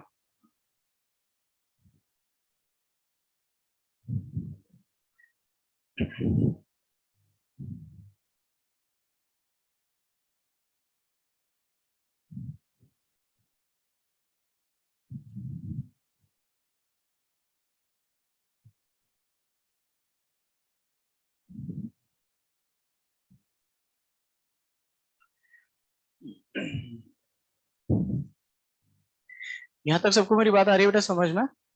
तो अगर हम केसीएल की बात करें तो एक बार इधर देखो सब लोग समराइज कर लेते हैं, केसीएल क्या होता है, किरचॉफ करंट लॉ, पहला पॉइंट किस पर बेस्ड होता है? Based on charge conservation. आप इसको प्रूफ भी कर सकते हो, मैंने पूरा प्रूफ किया है कि चार्ज को कंजर्व कराया और उसको क्या किया? Differentiate with respect to time. वहां से हमारे पास करंट कंजर्व हो गया। तो हमने बोला कि जितना अमाउंट ऑफ करंट आएगा किसी भी जंक्शन पे उतना ही करंट वहां से बाहर जाएगा, और इसको थोड़ा सा और मॉडिफाई किया तो फाइनली हमारे पास आया कि net current flowing towards the junction is always equals to 0। Clear है यहां तक सबको? अब सब लोग देखो किरचॉफ वोल्टेज लॉ, जिस तरह से केसीएल एक लॉ है, ये भी एक लॉ है, ये भी किसी ना किसी प्रिंसिपल लॉ पर बेस्ड होगा, ये एनर्जी कंजर्वेशन पर बेस्ड होता है। लेकिन अभी मैं इसको आपको प्रूफ नहीं कर पाऊंगा क्योंकि हमें एक्चुअली रजिस्टर के केस में पावर वगैरह के बारे में ज्यादा आइडिया नहीं है। तो जब हम पावर पढ़ेंगे तब मैं आपको बहुत आसानी से प्रूफ कर पाऊंगा। अभी तो बस पॉइंट लिख लेंगे, यहां पर नोट करते चलो। First point, it is based on KVL की हम बात करें तो it is based on energy conservation.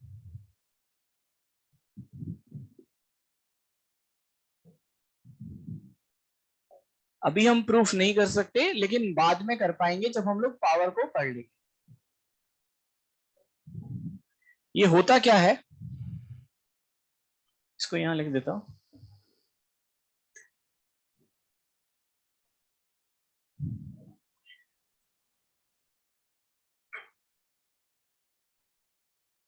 According to this law,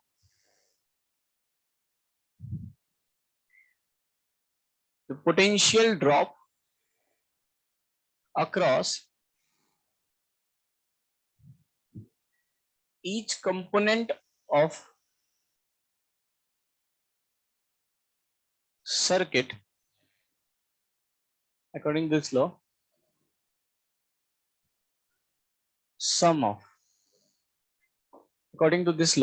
potential difference across each component of the circuit is always equals to 0.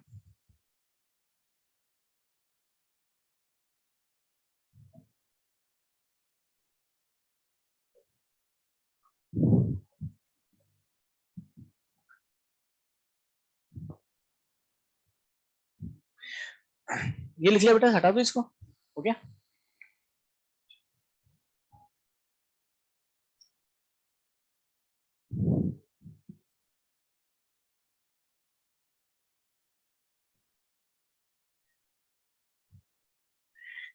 सब लोग इधर देखो। पहले ये लॉ है क्या, पहले इसको समझें। देखो मैंने लिखा क्या statement, according to this law sum of potential drop across each component of the circuit का मतलब समझाता हूं।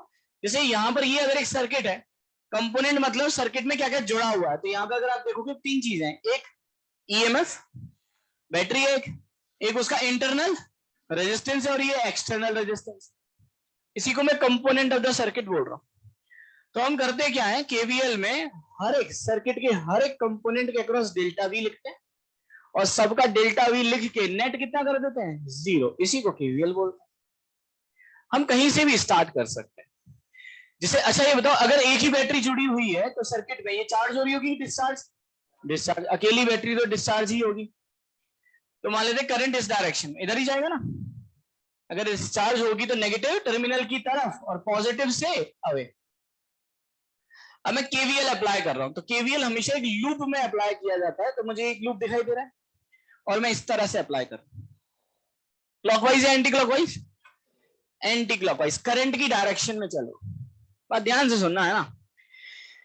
मैं आपको ये प्रूफ कर दूंगा कि आप चाहे करंट की डायरेक्शन में चलो चाहे करंट के अपोजिट डायरेक्शन में चलो, केवीएल कभी भी गलत नहीं होता।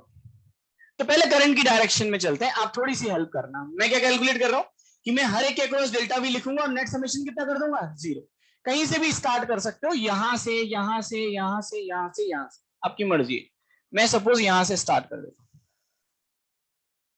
तो मैं यहां से चल के ऐसे चलता हूं एंटी क्लॉकवाइज, यहां से यहां आए। तो इस बैटरी के अक्रॉस पोटेंशियल ड्रॉप कितना आया, ई, प्लस का या माइनस का, प्लस का। सबको समझ में आ रहा है क्यों? यहां से यहां गए तो पोटेंशियल क्या हो गया, बढ़ गए। हम शुरू से यही लिख रहे हैं, हम केवीएल को पहली क्लास से ही अप्लाई कर रहे हैं, उसमें नाम नहीं बताया। सही है, वही तो लिखना है यहाँ पर।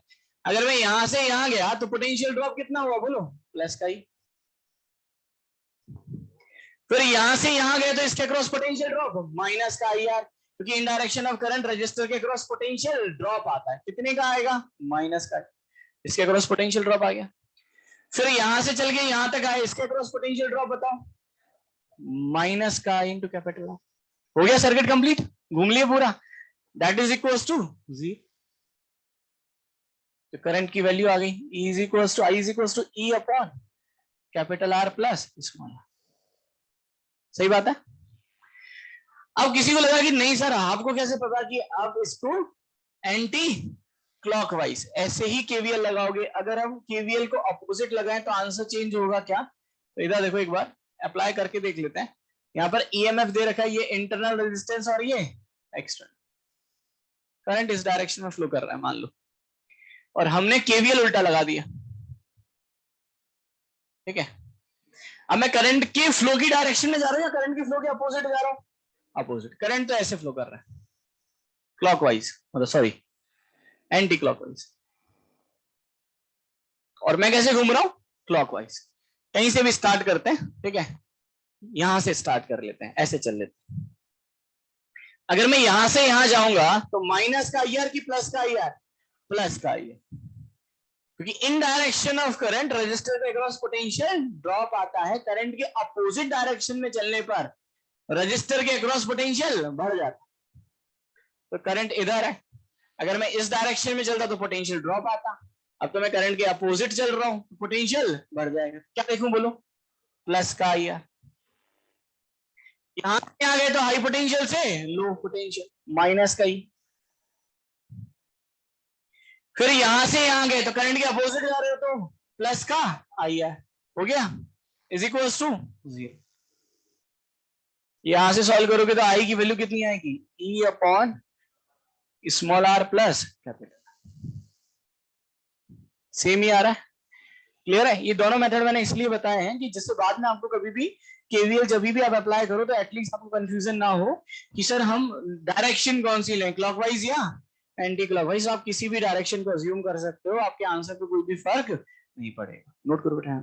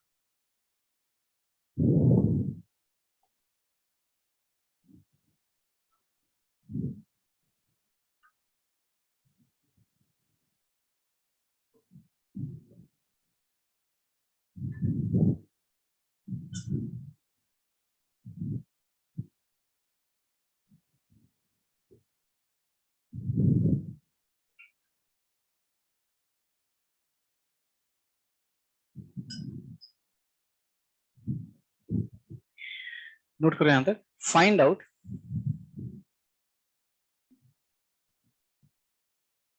First value of current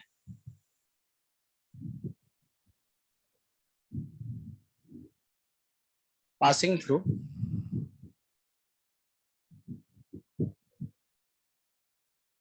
each resistor.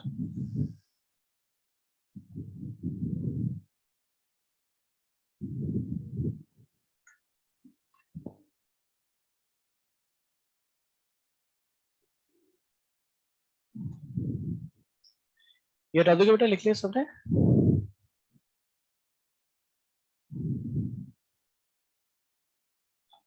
इसमें पहला मेथड लिख लो, चाहे first method solve by KVL.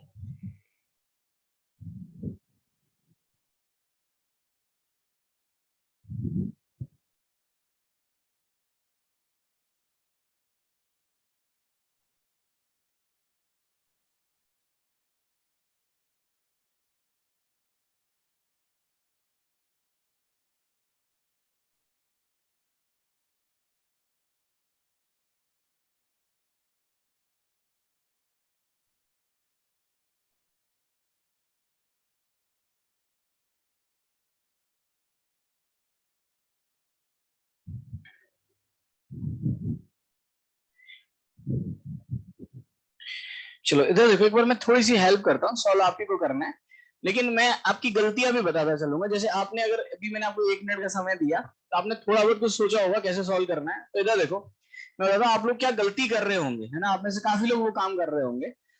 इधर देखो, मैंने बोला कि यहाँ पर कितने कितने, मैंने पूछा find out the value of current passing through each resistor. कितने रजिस्टर है? 3। तो मान लो इसमें करंट है I1, इसमें करंट है I2, इसमें करंट है I3। कितनी इक्वेशन की रिक्वायरमेंट पड़ेगी? 3।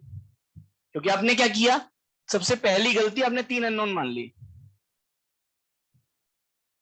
समझ में आया? और 3 इक्वेशन के लिए आपको 3 लूप बनाने पड़ेंगे। 3 लूप कौन कौन से? 1, 2 और ये 3। तो 3 बार केवीएल लगाना पड़ेगा, 3 इक्वेशन को सॉल्व करना पड़ेगा। तो आपको खुद ही पता है 3 इक्वेशन को सॉल्व करना बहुत डिफिकल्ट होता है। तो ऑब्वियसली बात है कि हम चालू तो कर देंगे, लेकिन उसका अंत नहीं हो पाएगा। दूसरा, किसी ने थोड़ा सा और दिमाग लगाया कि चलो ठीक है सर, आप बोलो 3, हमने तो 2 ही मानी। आपने मान लिया यहां से आई करंट आया, सब लोग देखो यहां से कितना आया? I current. यहाँ पे I1 गया तो यहाँ पर कितना हुआ? I minus I1। ऐसे मान लिया, कोई दिक्कत नहीं है। कितने अननोन? 2। तो एक ये लूप ले लिया, एक ये लूप ले लिया, बिल्कुल सही है। लेकिन इसमें भी एक छोटी सी समस्या है। वो समस्या ये है कि जब आप माइनस में करंट को लेना स्टार्ट करते हो ना, तो कहीं ना कहीं सॉल्व करने में थोड़ी सी डिफिकल्टी होती है। सपोज ये I माइनस I1 आया, आगे एक और माइनस कहीं से चिपक गया, है ना? तो होगा क्या, आप जब आप सॉल्व करोगे तो कहीं ना कहीं वो चीज आपसे छूट जाएगी और आपके आंसर गलत आने के चांसेस हैं। तो हम क्या कर सकते हैं? देखो, केवीएल एक लेंदी मेथड, फाइनली हम इसको केवीएल से सॉल्व नहीं करेंगे। बात ध्यान से सुनना कि अब हम अलग अलग मेथड पढ़ेंगे। मेथड के नाम पहले बता रहा हूं, कौन कौन सा? केसीएल, केवीएल, नोडल, एक आएगा सेल कॉम्बिनेशन।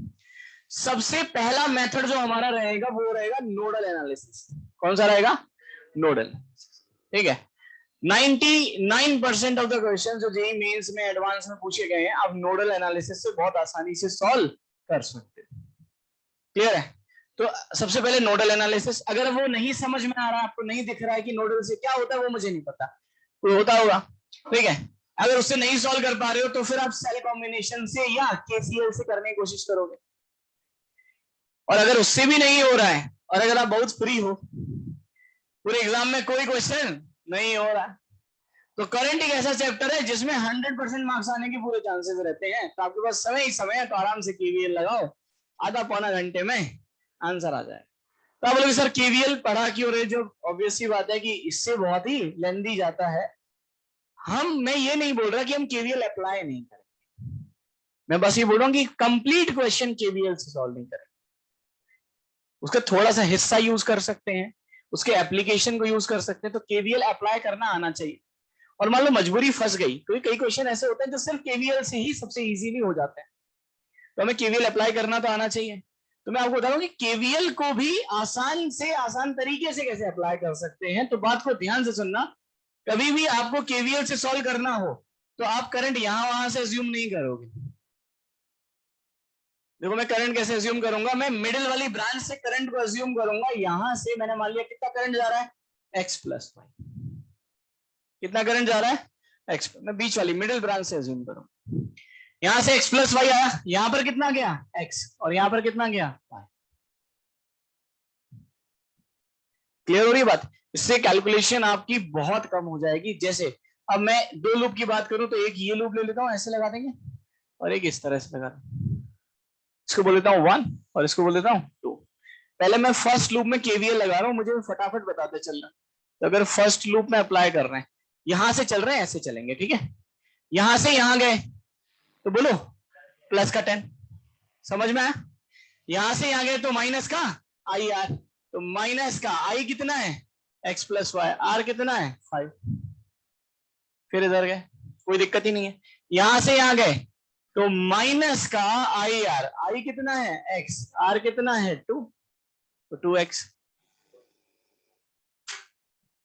फिर यहां से यहां गए तो माइनस का 20 इज इक्वल्स टू 0। हो गया। सबको मेरी बात बढ़िया से समझ में आ रही है बेटा। इसको अब इसी तरह से दूसरी इक्वेशन की बात करें, अगर यहां पर अप्लाई करो इस तरह से, अब फटाफट बताते चलो। यहां से यहां गए तो बोलो प्लस का 10, फिर यहां से यहां गए तो माइनस का 5 इंटू एक्स प्लस वाई, फिर यहां से यहां कुछ नहीं, यहां से यहां गए तो माइनस का 10y, फिर यहां से आगे तो प्लस का इज इक्वल टू 0। सबको समझ में आ रहा है। यहां से x और y में दो इक्वेशन आएंगी और बहुत आसानी से आपका आंसर आ जाएगा। नोट करो और फाइनल आंसर बताओ कितना आएगा।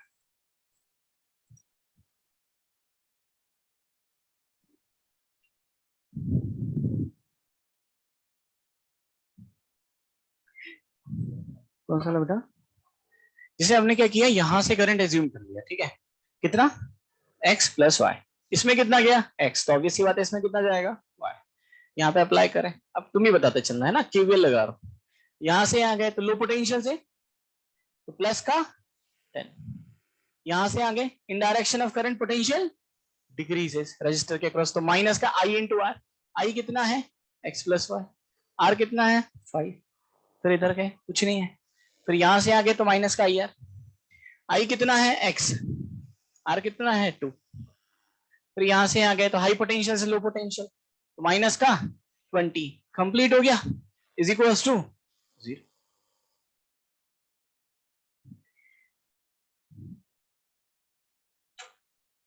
तो ये वैल्यू कितनी है बेटा, यहां से इक्वेशन बनाओगे ना तो कितना बनेगा, माइनस का 7x प्लस सॉरी माइनस का 5y, ये आएगा, और माइनस का 10, तो प्लस ले ले, ये बन जाएगा ना, सही है कि नहीं है। माइनस का 10 आएगा बिल्कुल, याद है। और यहां से सॉल्व करोगे तो ये बनेगा आपके पास माइनस का 5x माइनस का 15y is equals to minus का 15, ये बनेगा ना। ये बनेगा 5x plus 15y is equals to 15, ये कितना बनेगा x plus 3y is equals to 3। ये दो इक्वेशंस आएंगे। कितना आ रहा है बेटा यहां से सॉल्व करने से,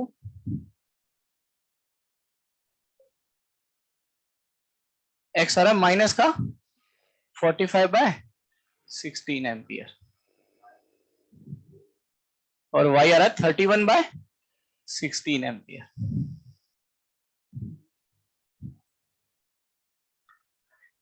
सबको मेरी बात बढ़िया से समझ में आ रही है ना। तो बहुत ही आसानी से हम कैलकुलेट कर सकते हैं। मैंने तो रैंडम सी वैल्यूज ली है, मतलब मैंने तो ये ऐसे कि देख के वैल्यूज नहीं ली है, लेकिन जनरली आपके पास जो क्वेश्चंस होंगे उसमें वेरीफाइड वैल्यूज होंगी, तो आपका आंसर भी बहुत सिंपल सा आएगा, लाइक 2 एम्पियर 3 एम्पियर 5 एम्पियर।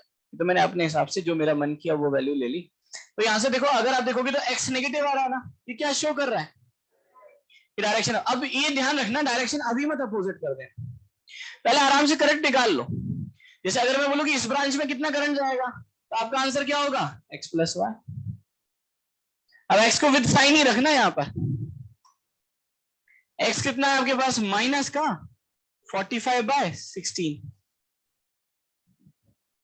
और y कितना है 31/16, कितना आएगा माइनस का 7/8 एम्पियर। क्लियर है सबको मेरी बात आ रही है समझ में। अब यहां पर आपका आंसर आ गया ना। अब चाहे आप देख के बता सकते हो कि y की डायरेक्शन तो सही है, लेकिन x की और x प्लस वाई की डायरेक्शन अपोजिट है। यानी इस वाली ब्रांच में तो इधर ही करंट फ्लो कर रहा होगा, लेकिन इसमें करंट कैसे फ्लो कर रहा होगा, इस डायरेक्शन में, और इसमें भी नीचे की तरफ। तो एक्चुअली पता है करंट कैसे आ रहा होगा, सब लोग देखो, करंट यहां से आया, इधर गया, और ये एक्चुअली ऐसे हो रहा होगा, है ना। इसलिए मैं बोल रहा हूं कि हमेशा कहां से स्टार्ट करो, यहां से, मिडिल वाली ब्रांच से।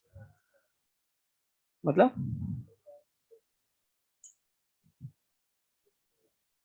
हाँ हाँ, एक्स प्लस वाई की डायरेक्शन ऊपर की बजाय कहां है, नीचे है। तो जितना करंट यहां से आया, कुछ इधर चला गया, कुछ इधर चला गया, बस जोड़ के देखोगे तो सब मिला मिलो के कितना आ जाएगा जंक्शन पे, 0 ही आ जाएगा। किसमें, अगर अच्छा तुम बोलोगे यहां पर, अच्छा तुम बोलोगे यहां पर इधर चला जाए, 4 रजिस्टर का मतलब नहीं समझा मैं।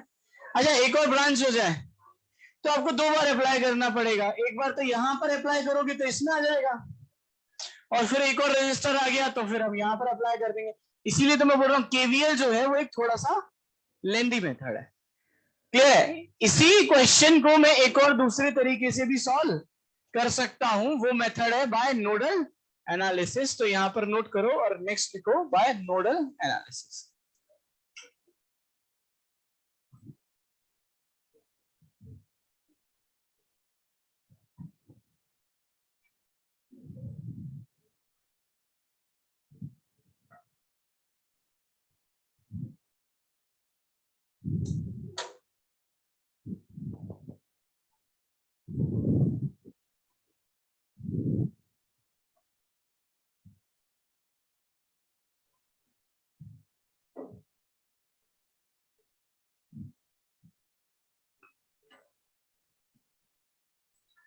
ये हटा दो बेटा, लिख लिया सबने।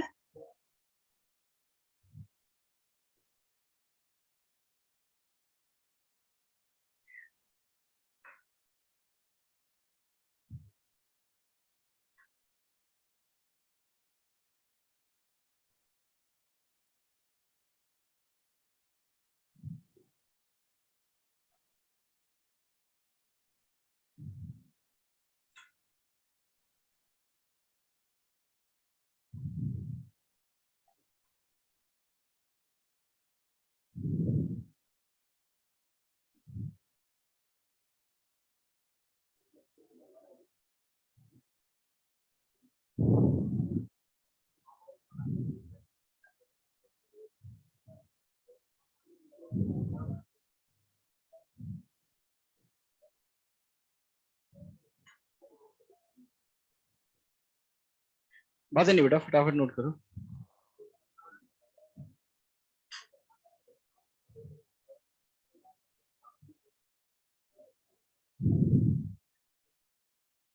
ठीक है, इधर बेटा सब लोग बात नहीं, बात को ध्यान से सुनना।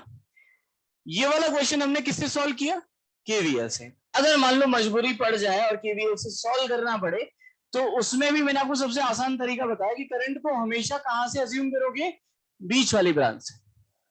और आपको इस फॉर्म में ही अज्यूम कर लो, एक्स प्लस वाई। एक में कितना करंट चला गया, एक्स, एक में कितना चला गया, वाई। कितनी अननोन्स बने, दो, दो लूप, दो अननोन, सॉल्व करोगे आंसर आ जाएगा, सिंपल है।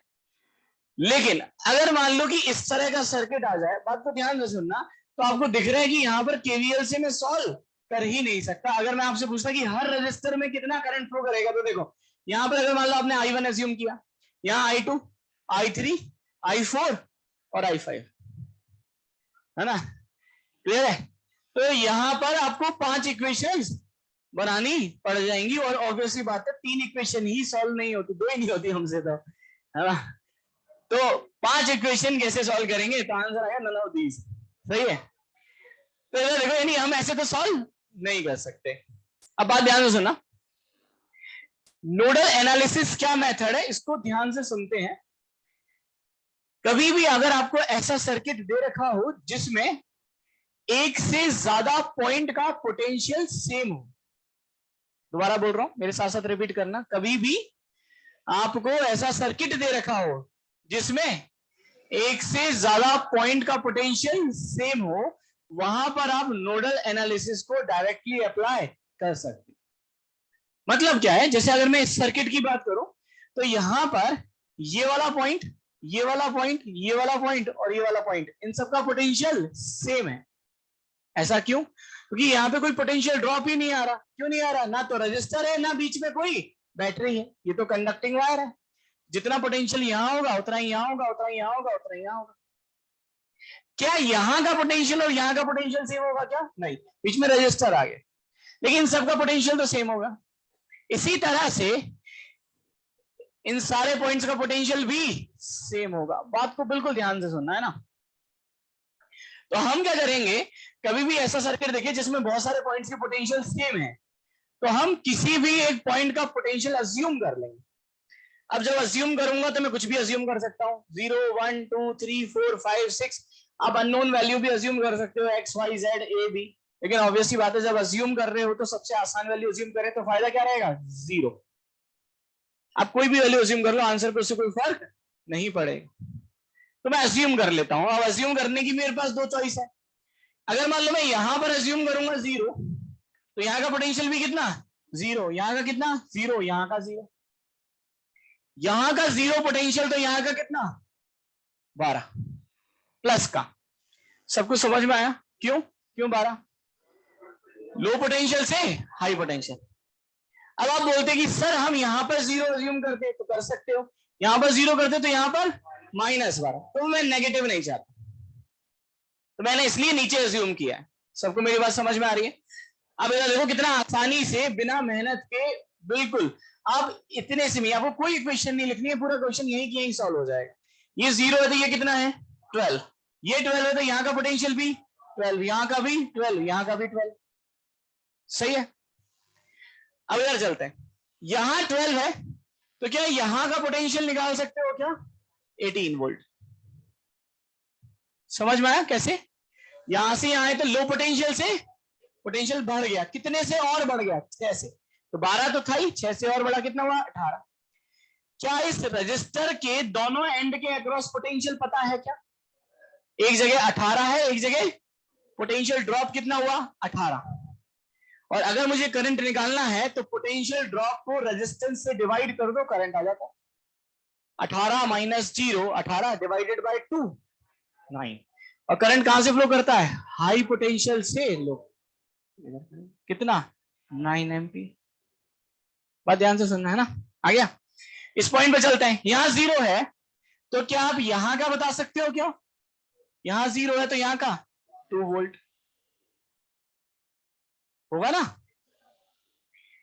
ये 12 है, ये 2 वोल्ट है। पोटेंशियल ड्रॉप कितना हुआ? 10। 10 डिवाइडेड बाय 4, 2.5। 2.5। हाई पोटेंशियल ये है, लो पोटेंशियल ये है, तो करंट नीचे कितना? 2.5। तो मैं बोल सकता हूं 10 डिवाइडेड बाय 4 कितना? 2.5 एम्पियर।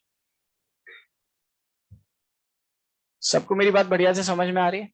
आगे चलते हैं। यहां 12 है तो यहां का पोटेंशियल 10। समझ में आया 10 क्यों? हाई पोटेंशियल से लो पोटेंशियल, पोटेंशियल कम हो गया, कितने से? 2 से। तो 12 में से 2 गया, कितना बचा? 10। इसके अक्रॉस पोटेंशियल ड्रॉप पता है क्या? 10 बटा 4 कितना आया? 2.5। डायरेक्शन हाई पोटेंशियल से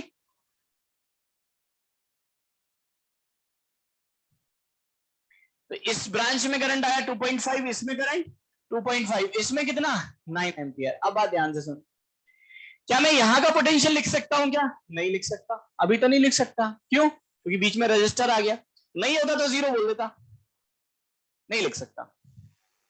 क्या मैं यहां का पोटेंशियल लिख सकता हूं? क्या नहीं लिख सकते, रजिस्टर आ गया। यहां 12 है, यहां का मुझे पता ही नहीं है, तो हम कैसे सॉल्व करेंगे?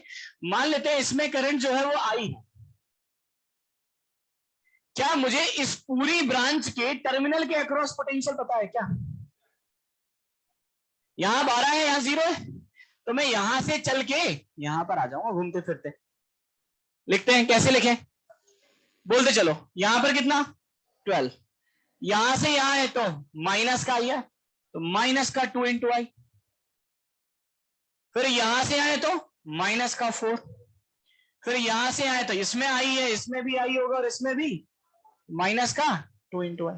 कितना हो गया? 0। समझ में आई बात? 4i इज इक्वल टू 8, आई की वैल्यू 2 एम्पियर। सबको समझ में आ रहा है ना? एक बार इधर देखो फिर नोट करेंगे। तो ये कितना हुआ? 2 एम्पियर। बात को ध्यान से सुनना है ना, बहुत आसानी से। ये one of the toughest example जैसा है, लेकिन अगर हमें नोडल का सही एप्लीकेशन पता है तो हम बहुत ही आसानी से क्वेश्चंस को सॉल्व कर सकते हैं।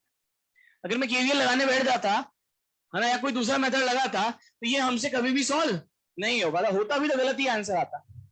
अब इधर देखो, मैं आपको हर एक के अक्रॉस करंट निकाल सकता हूं। यहां पर करंट आ गया। अब इधर देखो, यहां से कितना करंट आया? 2 एम्पियर। यहां से कितना आया? 2 एम्पियर। आई की वैल्यू आ गई। यहां से 2 एम्पियर आया, यहां से 2.5 एम्पियर आया, तो यहां पर कितना गया? 4.5 एम्पियर। समझ में आया कैसे गया भाई? Bye the charge conservation, KCL. यहां से 2.5 आया, यहां से 2 आया, तो यहां पर 4.5 एम्पियर। यहां से 4.5 आया, यहां से 2.5 आया, कितना हुआ? 7 एम्पियर। यहां से 7 आया, यहां से 9 आया, तो यहां पर 16 एम्पियर। तो इस वाले बैटरी में कितना करंट जाएगा? 16 एम्पियर। मैंने पूरे सर्किट में हर एक ब्रांच में हर एक रजिस्टर के अक्रॉस करंट को कैलकुलेट कर लिया कि यहाँ पे करंट जाएगा 16 एम्पियर, यहाँ पर 9 एम्पियर, यहाँ पर 2.5 यहाँ पर 2 एम्पियर। इस ब्रांच में कितना है? 2 एम्पियर, इसमें 4.5, इसमें 7, इसमें कितना? 16। सबको मेरी बात बढ़िया समझ में आ रही है? नोट करो बेटा इसको। लास्ट में रजिस्टर, हाँ यहाँ पे रजिस्टर नहीं है, होता तो अभी सॉल्व कर सकते थे, वो भी करेंगे क्वेश्चन, है ना? पहले तो ये समझे नोडल का एप्लीकेशन हमें समझ में आया कि नहीं आया?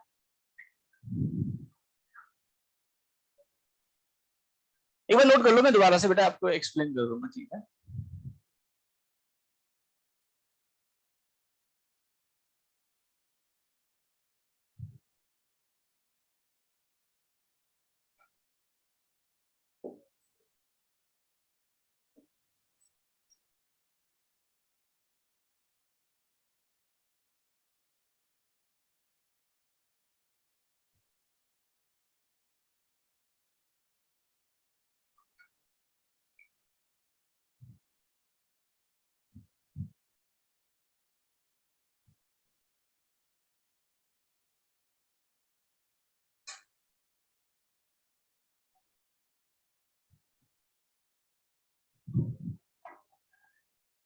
है ना? ये सेम क्वेश्चन मैं दोबारा से यहाँ पे लिख रहा हूँ, और आप एक बार खुद से सोचो, इसको नोडल से अगर हम सॉल्व करने की कोशिश करते तो किस तरह से कर सकते।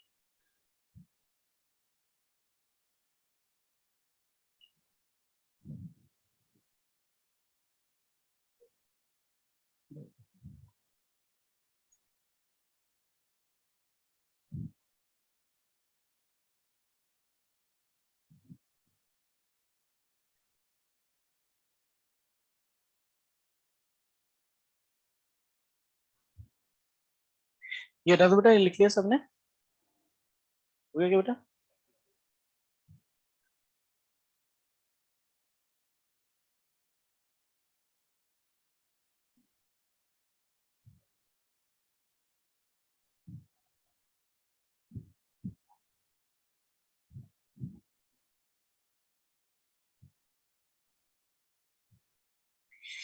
इसके किसी भी पॉइंट में किसी को डाउट है क्या? इधर देखो सब लोग, फटाफट 1 मिनट में पूरा का पूरा क्वेश्चन आपको समराइज करा देता हूँ। आप लोग ट्राई करना कि आपको कॉपी पेन यूज ना करना पड़े, आप जो कैलकुलेशन हो वो मेंटली हो, है ना? सब लोग मेरे साथ साथ बोलते चलेंगे। सबसे पहले मुझे सर्किट दे रखा था, मैंने यहां पर 0 अज्यूम किया, यहां पर 0 क्यों नहीं अज्यूम किया? कर सकता था, लेकिन माइनस आता, कैलकुलेशन थोड़ी डिफिकल्ट हो जाती है, वो मैं चाहता नहीं। तो मैंने अज्यूम कर लिया यहां पर कितना? 0 0 0 0, रुक गए। यहां क्यों नहीं गए? रजिस्टर आ गए। यहां 0 तो यहां पर 12, क्यों आया? समझ में आया? लो पोटेंशियल से तो पोटेंशियल बढ़ गया, 12 हो गया। 12 12 12 12, यहां पे रुक गए, इधर नहीं आए क्योंकि रजिस्टर आ गए। अब यहां पे 12 है तो यहां पर कितना? 18, क्योंकि 6 और बढ़ गया। इसके अक्रॉस पोटेंशियल ड्रॉप आ गया, ये 18 है, ये 0 है, तो पोटेंशियल ड्रॉप कितना हुआ? 18। 18 को 2 से डिवाइड करो, कितना आया? 9। आ गया करंट। करंट कहां से फ्लो करेगा, रजिस्टर का ये हाई पोटेंशियल, ये लो पोटेंशियल है, तो हाई पोटेंशियल से, क्लियर है, क्योंकि रजिस्टर की प्रॉपर्टी होती है इन direction of current flow potential decreases. सही बात है। इधर चले, यहां पे 0 तो यहां पे कितना हुआ 2, यहां पर 12, यहां पे 2 है, तो पोटेंशियल ड्रॉप कितना हुआ 10, 10 डिवाइडेड बाय 4 कितना हुआ 2.5। यहां पे चले, यहाँ 12 है तो यहाँ पे कितना हो गया 10, क्यों 10, हाई पोटेंशियल से लो पोटेंशियल 2 कम हो गया, ये 10 है ये 0 है, तो पोटेंशियल ड्रॉप कितना हुआ 10, 10 डिवाइडेड बाय 4 कितना हुआ 2.5। कितना आसान। फिर यहाँ पर हम निकाल नहीं पा रहे थे तो हमने यहाँ से यहाँ चल के इक्वेशन लिख दी, वहां से आई की वैल्यू कितनी आ गई 2 एम्पियर, तो 2 यहाँ से आया 2.5, यहाँ से आया तो 4.5, 4.5 यहाँ से आया 2.5, यहाँ से आया तो 7, 7 यहाँ से आया 9 यहाँ से आया तो कितना हुआ 16, ये आंसर आ गया। हाँ हाँ इधर से अज्यूम कर लो, यहां से अज्यूम करोगे तो आई की वैल्यू कैसी आ जाएगी माइनस, माइनस क्या डिनोट करेगा कि आपने डायरेक्शन को गलत ले ली, तो हम किसी भी डायरेक्शन में अज्यूम कर सकते हैं, कोई फर्क नहीं पड़ता। क्लियर है। तो मैं चैप्टर आपको पढ़ाई उस तरीके से रहा हूं कि जिससे आपको कोई कंफ्यूजन ना रहे, वो आपकी चॉइस है, लेकिन फिर भी हम बचेंगे माइनस से, है ना। आप अज्यूम कैसे भी कर सकते हो, कोई फर्क नहीं पड़ता, आंसर अपने आप सही आएगा, लेकिन फिर भी हम कैलकुलेशन को आसान करेंगे, इसलिए हम माइनस से बचेंगे। हमें अगर दिख रहा है कि हम ऐसे लेंगे तो पॉजिटिव आएगा, तो हम पॉजिटिव ही लेना। जैसे इधर देखो सब लोग, अब इस केस को मैं आपको समझाता हूं। यहां पर पहले हमने केवीएल से सॉल्व किया और मेहनत लगी, थोड़ी सी तो मेहनत लगी। अब इसको मैं सॉल्व करूंगा नोडल से और केसीएल से साथ में, सिर्फ नोडल से ही नहीं हो पाएगा, तो नोडल के और केसीएल के एप्लीकेशन से साथ में बहुत आसानी से सॉल्व हो जाएगा। सब लोग इधर, आपको पॉइंट तो दिख रहा होगा कि मैं कहां पर जीरो अज्यूम कर सकता हूं, इधर यहां पर और यहां पर, ठीक है। मैं यहां अज्यूम कर लेता हूं, ऐसा क्यों, ऊपर जो करने से फायदा ज्यादा होगा नहीं, क्योंकि अगर मैं यहां जीरो अज्यूम करूंगा तो मैं यहां का पोटेंशियल लिख पाऊंगा क्या, नहीं, लेकिन यहां जीरो अज्यूम कर लूंगा तो लिख पाऊंगा, तो मैं यहां का पोटेंशियल कितना अज्यूम कर लेता हूं 0। अब सब लोग इधर देखो, बाद में नोट करना, मुझे बताते चलना, यहां 0 तो यहां पर 10 वोल्ट, सही है, यहां पर 0 तो यहां पर -5 वोल्ट, अब बच नहीं सकते, थोड़ा बहुत तो आएगा ही आएगा। यहां पर 0 करें तो यहां पर 20 वोल्ट, सही है। अब इधर देखो, मान लो ये जंक्शन दिख रहा है क्या, ठीक है, अगर मान लो यहां से कितना करंट आया I1, यहां पे कितना करंट आया I2, और यहां पर कितना करंट आया I3, तो मैं ऐसे बोल सकता हूं I1 plus I2 plus I3 is equal to 0। हुआ क्वेश्चन सॉल्व, कुछ भी नहीं है, खत्म हो गया। अब अगर मैंने करंट की ये डायरेक्शन ले ली, तो ये मैंने ऑब्वियसली बात है, इसको हाई पोटेंशियल मान लिया और इसको क्या मान लिया, मान लेते हैं यहां का जो पोटेंशियल है वो है V। तो बताओ इसमें I1 को कैसे लिखूंगा, क्या इस रजिस्टर के अक्रॉस पोटेंशियल ड्रॉप पता है क्या, यहाँ 20 वोल्ट और यहाँ पर कितना है V, कितना आया potential drop 20 minus V divided by 2। सबको मेरी बात क्लियर हो रही है, 20 माइनस V क्यों कर रहा हूं, V माइनस 20 क्यों नहीं कर रहा, अरे भाई आपने ये डायरेक्शन ली है ना, तो ये हाई पोटेंशियल, ये लो पोटेंशियल। क्या आपको इस रजिस्टर के अक्रॉस पोटेंशियल ड्रॉप पता है क्या, ये 10 वोल्ट और ये कितना है V, क्या लिखूं 10 माइनस V, कोई करंट की डायरेक्शन ये, तो plus 10 minus V by 5 plus, क्या इस रजिस्टर के अक्रॉस पोटेंशियल ड्रॉप पता है क्या, -5 और ये कितना है V, आपने कौन सा हाई पोटेंशियल माना है -5, करंट ऐसे माना है, ये हाई पोटेंशियल ये लो पोटेंशियल, तो आप क्या लिखोगे -5 minus V by 10 is equal to 0। हो गया सॉल्व, यहां से सॉल्व करोगे तो V आ जाएगा, और V को यहां पे पुट कर दोगे तो I1 आ जाएगा, I2 आ जाएगा और I3 आ जाएगा। सबको मेरी बात बढ़िया से समझ में आ रही है। तो जैसे तुम्हारा क्वेश्चन था ना कि सर एक से ज्यादा ब्रांच होगी तो क्या हो गया, तो हम किससे सॉल्व करेंगे नोडल से, बहुत आसान हो जाएगा। इसे वाले एक और होता तो यहाँ पे 0, हम बहुत आसानी से यहाँ पे क्या अप्लाई कर देते KCL, मेरे पास ये वाला करंट भी आ जाता। क्लियर हो रही है बेटा, आता तो इस तरह से हम बहुत आसानी से चीजों को कैलकुलेट कर सकते हैं बाय नोडल और केसीएल के एप्लीकेशन से, इसलिए हमें हमेशा केवीएल से बचना है। ठीक है यहाँ तक, चलो बाकी फिर नेक्स्ट क्लास में करेंगे, तो इसको नोट कर लो। और एक क्वेश्चन मैं आपको घर से करने को दे रहा हूं, उसको कैलकुलेट करके ना।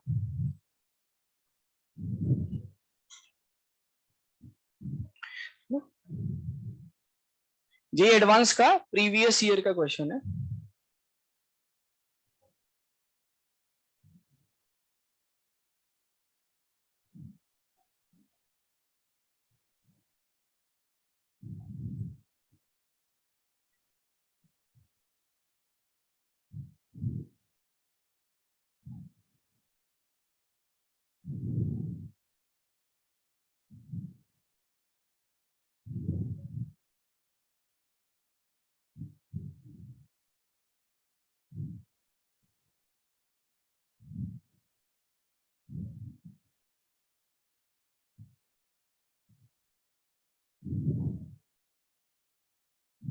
है ये थर्मोमीटर, अच्छा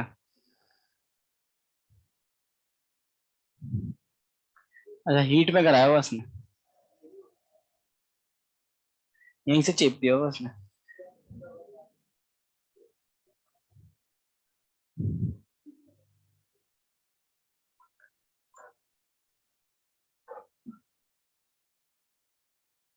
चलो एक बार इधर देखो, इसको सॉल्व कर ही लेते हैं, बहुत ज्यादा समय लगेगा नहीं, 1-1.5 मिनट लगेगा, बहुत आसान। अच्छा बात ध्यान से ना, अरे रुक जा यार, तुम्हें तो घर भागने की मस्ती है। हाँ इधर देखो, अगर हम इस क्वेश्चन की बात करेंगे तो इस क्वेश्चन को तो जैसे इसमें इतनी तो मेहनत लगी थी ना पोटेंशियल ड्रॉप, आप सोचिए जे एडवांस का आया हुआ क्वेश्चन है और इसमें हमें इतनी मेहनत भी नहीं करनी पड़ेगी, इससे भी मतलब इसकी भी 10% आपको मेहनत करनी पड़ेगी, आप बहुत आसानी से कैलकुलेट कर सकते हो कितना आएगा। तो एक बार मैं क्वेश्चन लिख रहा हूँ, 2 मिनट आप सोचो, फिर अपन कैलकुलेट करते हैं। तो आप कैलकुलेट करना है, find out the value of current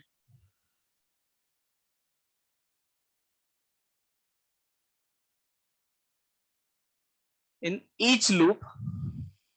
ये फर्स्ट क्वेश्चन है, और क्वेश्चन नंबर सेकंड है इसका, अगर ये ए पॉइंट है, ये बी पॉइंट है, find out potential drop between A and B.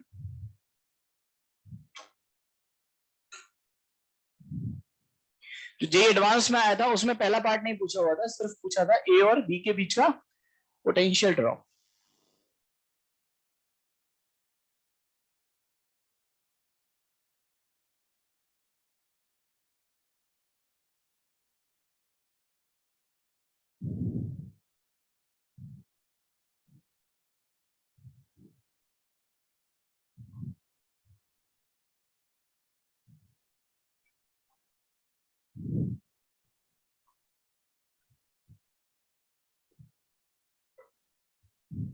Values है बेटा 10 वोल्ट, 2 ओम, 3 ओम, 2 ओम, 4 ओम, 6 ओम और 20 वोल्ट। और ये जो बैटरी है वो 4 वोल्ट की बैटरी।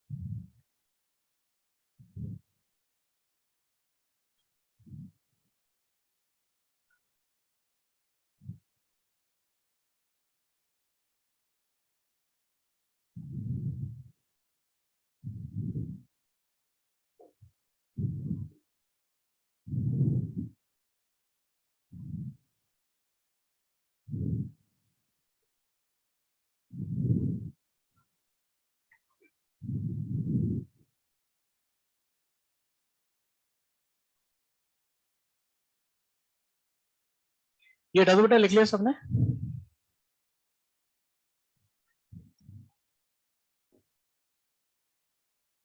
सब लोग इधर देखो, बता सकते हो कि बेटा इन दोनों में कितना करंट फ्लो करेगा? इसमें कितना आएगा? 2 एम्पियर। 10 divided by 5, 2 ampere. इसमें आएगा 20 डिवाइडेड बाय 10, 2 एम्पियर। कुछ भी नहीं करना, बात ध्यान से सुनो सब लोग। ऐसा हम क्यों कर पा रहे हैं, पहले इस लॉजिक को समझते हैं। इधर देखो, बात ध्यान सब लोग इधर देखो, मान लो यहां पे करंट की वैल्यू है x, तो मुझे बताओ इसमें कितना करंट होगा? x ही होगा, क्योंकि 3 ब्रांच तो है ही नहीं। जितना करंट यहां से आएगा वो सारा का सारा करंट इसमें जाएगा, उसके पास और कोई ऑप्शन नहीं है।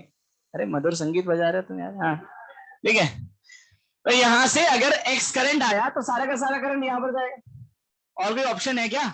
नहीं है। यहां पर एक्स करंट है तो इसमें कितना करंट होगा? एक्स ही होगा। ठीक है, यहां पर कितना करंट था? एक्स, तो यहां पर भी कितना करंट होगा? एक्स। अब इस सर्किट में देखो, यहां पर एक्स, यहां पर एक्स, यहां पर एक्स और यहां पर एक्स, तो जितना करंट यहां से आया वो सारा का सारा करंट इधर ही चला गया। तो इस ब्रांच में कोई करंट गया क्या? नहीं है। ऐसा इसलिए क्योंकि ये जो ब्रांच है एक्चुअल में इस लूप से कनेक्टेड है ही नहीं। तो आप लोग सर आपको कैसे पता चला लूप से कनेक्टेड नहीं है? अरे हाँ ठीक है ना, आपको कैसे पता चला कि ये जो ब्रांच है वो लूप से कनेक्टेड नहीं है? क्योंकि मैंने तो बोला नहीं, आप खुद ही बोल रहे हो कि यहाँ पे करंट अगर एक्स है तो यहाँ पर भी कितना होगा? एक्स। यहाँ पर एक्स है, क्यों? क्योंकि और कोई ऑप्शन ही नहीं है। जितना करंट यहां से आएगा बाय द चार्ज कंजर्वेशन, जितना चार्ज आएगा उतना ही जाएगा, और कोई रास्ता ही नहीं है। आगे कोई दूसरा रास्ता दिख रहा है क्या आपको? नहीं। तो यहां से अगर एक्स करंट आया तो इसमें एक्स जाएगा, यहां से एक्स आया तो इसमें एक्स जाएगा, और यहां से अगर एक्स जा रहा था तो इसमें भी एक्स ही जा रहा था। अब इधर आते हैं, आप ऐसे समझो यहां पे वाई करंट है, तो मुझे बताओ यहां पर भी कितना करंट होगा? वाई। यहां पर भी वाई और यहां पर भी वाई, और यहां से अगर वाई आ रहा है और यहां पर वाई गया तो इसमें कोई करंट जा रहा है क्या? नहीं। तो मैं ऐसे बोल सकता हूं इस लूप का करंट इसी में घूम रहा है, इसी तरह से इस लूप का करंट इसी में घूम रहा है। तो एक्चुअली हमने क्या किया, ये दोनों लूप ऐसा हमें देखने से लग रहा है कि ये इस वायर से कनेक्टेड है, इस वायर में कोई भी करंट फ्लो नहीं कर रहा क्योंकि ये इन दोनों लूप से एक्चुअल में कनेक्टेड है ही नहीं। अब अगर मैं आपसे बोलूं कि बताओ इसमें कितना करंट फ्लो करेगा, तो आप इसमें केवीएल लगा दो। अगर मैं केवीएल लगाता तो कितना आता? प्लस का 10, माइनस का 2x, माइनस का 3x इक्वल टू 0। तो सीधे मैं लिख सकता हूं ना, I is equal to delta V upon R equivalent.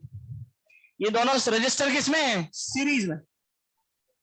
तो 10 डिवाइडेड बाय 2 प्लस 3 5, तो 10 डिवाइडेड बाय 5 कितना आया? 2 एम्पियर। तो अगर मैं इसकी बात करता तो ये आपके पास आता 10 डिवाइडेड बाय 5 कितना आता? 2 एम्पियर।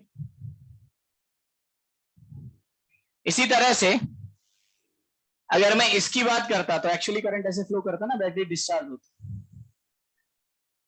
और यहां से वाई करंट गया तो इसमें भी वाई, इसमें भी वाई और इसमें भी वाई। यहां पे वाई की वैल्यू बताओ कितनी होती? 20 डिवाइडेड बाय 4 प्लस 6 10, कितना आएगा? 2 एम्पियर। और इधर देखो, अगर इसमें कोई करंट फ्लो ही नहीं कर रहा तो इसके अक्रॉस पोटेंशियल ड्रॉप कितना होगा? कैसे लिखोगे? 4 ही होगा। जैसे यहां से चल के यहां आ जाओ, अगर कुछ भी नहीं समझ में आ रहा ना तो यहां से चल के यहां चलते हैं, तो क्या लिखूंगा मैं? बोलो। वी ए, यहां से यहां गए तो प्लस का 4, यहां से यहां जाते तो माइनस का आई आर आता, लेकिन करंट की वैल्यू है ही नहीं। क्या चीज? मैं समझा रहा हूं बेटा, वही समझा रहा था इतनी देर से एक्चुअली, है ना। तो यहाँ एक बार मैं बताता हूँ दोबारा से, यहां पर वी है, यहां से प्लस का 4 माइनस का आई आर, करंट की वैल्यू कितनी है? 0, जा ही नहीं रहा करंट इसमें। इज इक्वल टू कहां पर पहुंच गए? V B. तो यहां से V A minus V B is equal to कितना आया? माइनस का। अब तुम कह रहे हो कि सर आपको कैसे पता चला इसमें करंट है? मैं वही तो समझा रहा हूँ, यहाँ पे ऐसे सोचना, यहाँ से एक्स करंट है, मान लो इस ब्रांच में एक्स करंट, तो इसमें भी कितना जाएगा? इसमें भी कितना जाएगा? इसमें भी कितना जाएगा? एक्स ही जाएगा ना। अब यहाँ एक्स जा रहा है और यहाँ पर भी एक्स जा रहा है, तो इसमें कोई करंट फ्लो कर रहा है क्या? नहीं। सिमिलरली यहां पर वाई है, इसमें भी वाई, इसमें भी वाई और इसमें भी वाई, तो यहां से वाई आया और इसमें वाई चला गया, तो इसमें कोई करंट गया क्या? नहीं गया। क्लियर हो रही है बात? तो ये जे एडवांस में क्वेश्चन था, उन्होंने पूछा था कि इसके अक्रॉस पोटेंशियल ड्रॉप कितना होगा, तो ऑब्वियस सी बात है कि हम बोल सकते हैं कि यहाँ पर कोई भी करंट फ्लो नहीं करेगा, तो इसके अक्रॉस पोटेंशियल ड्रॉप कितना आ जाएगा? 4 वोल्ट या -4, वो डिपेंड करता है वी ए माइनस वीबी पूछा है या वीबी माइनस वी ए पूछा है। सबको मेरी बात बढ़िया से समझ में आ रही है? ठीक है ना। बाकी फिर नेक्स्ट क्लास में कंटिन्यू करेंगे। नेक्स्ट क्लास के लिए आपका होमवर्क है, रेस में हम लोगों ने 22 तक कर लिया ना, तो रेस नंबर 23 और ग्रेविटेशन का S2 ये डिस्कस करें।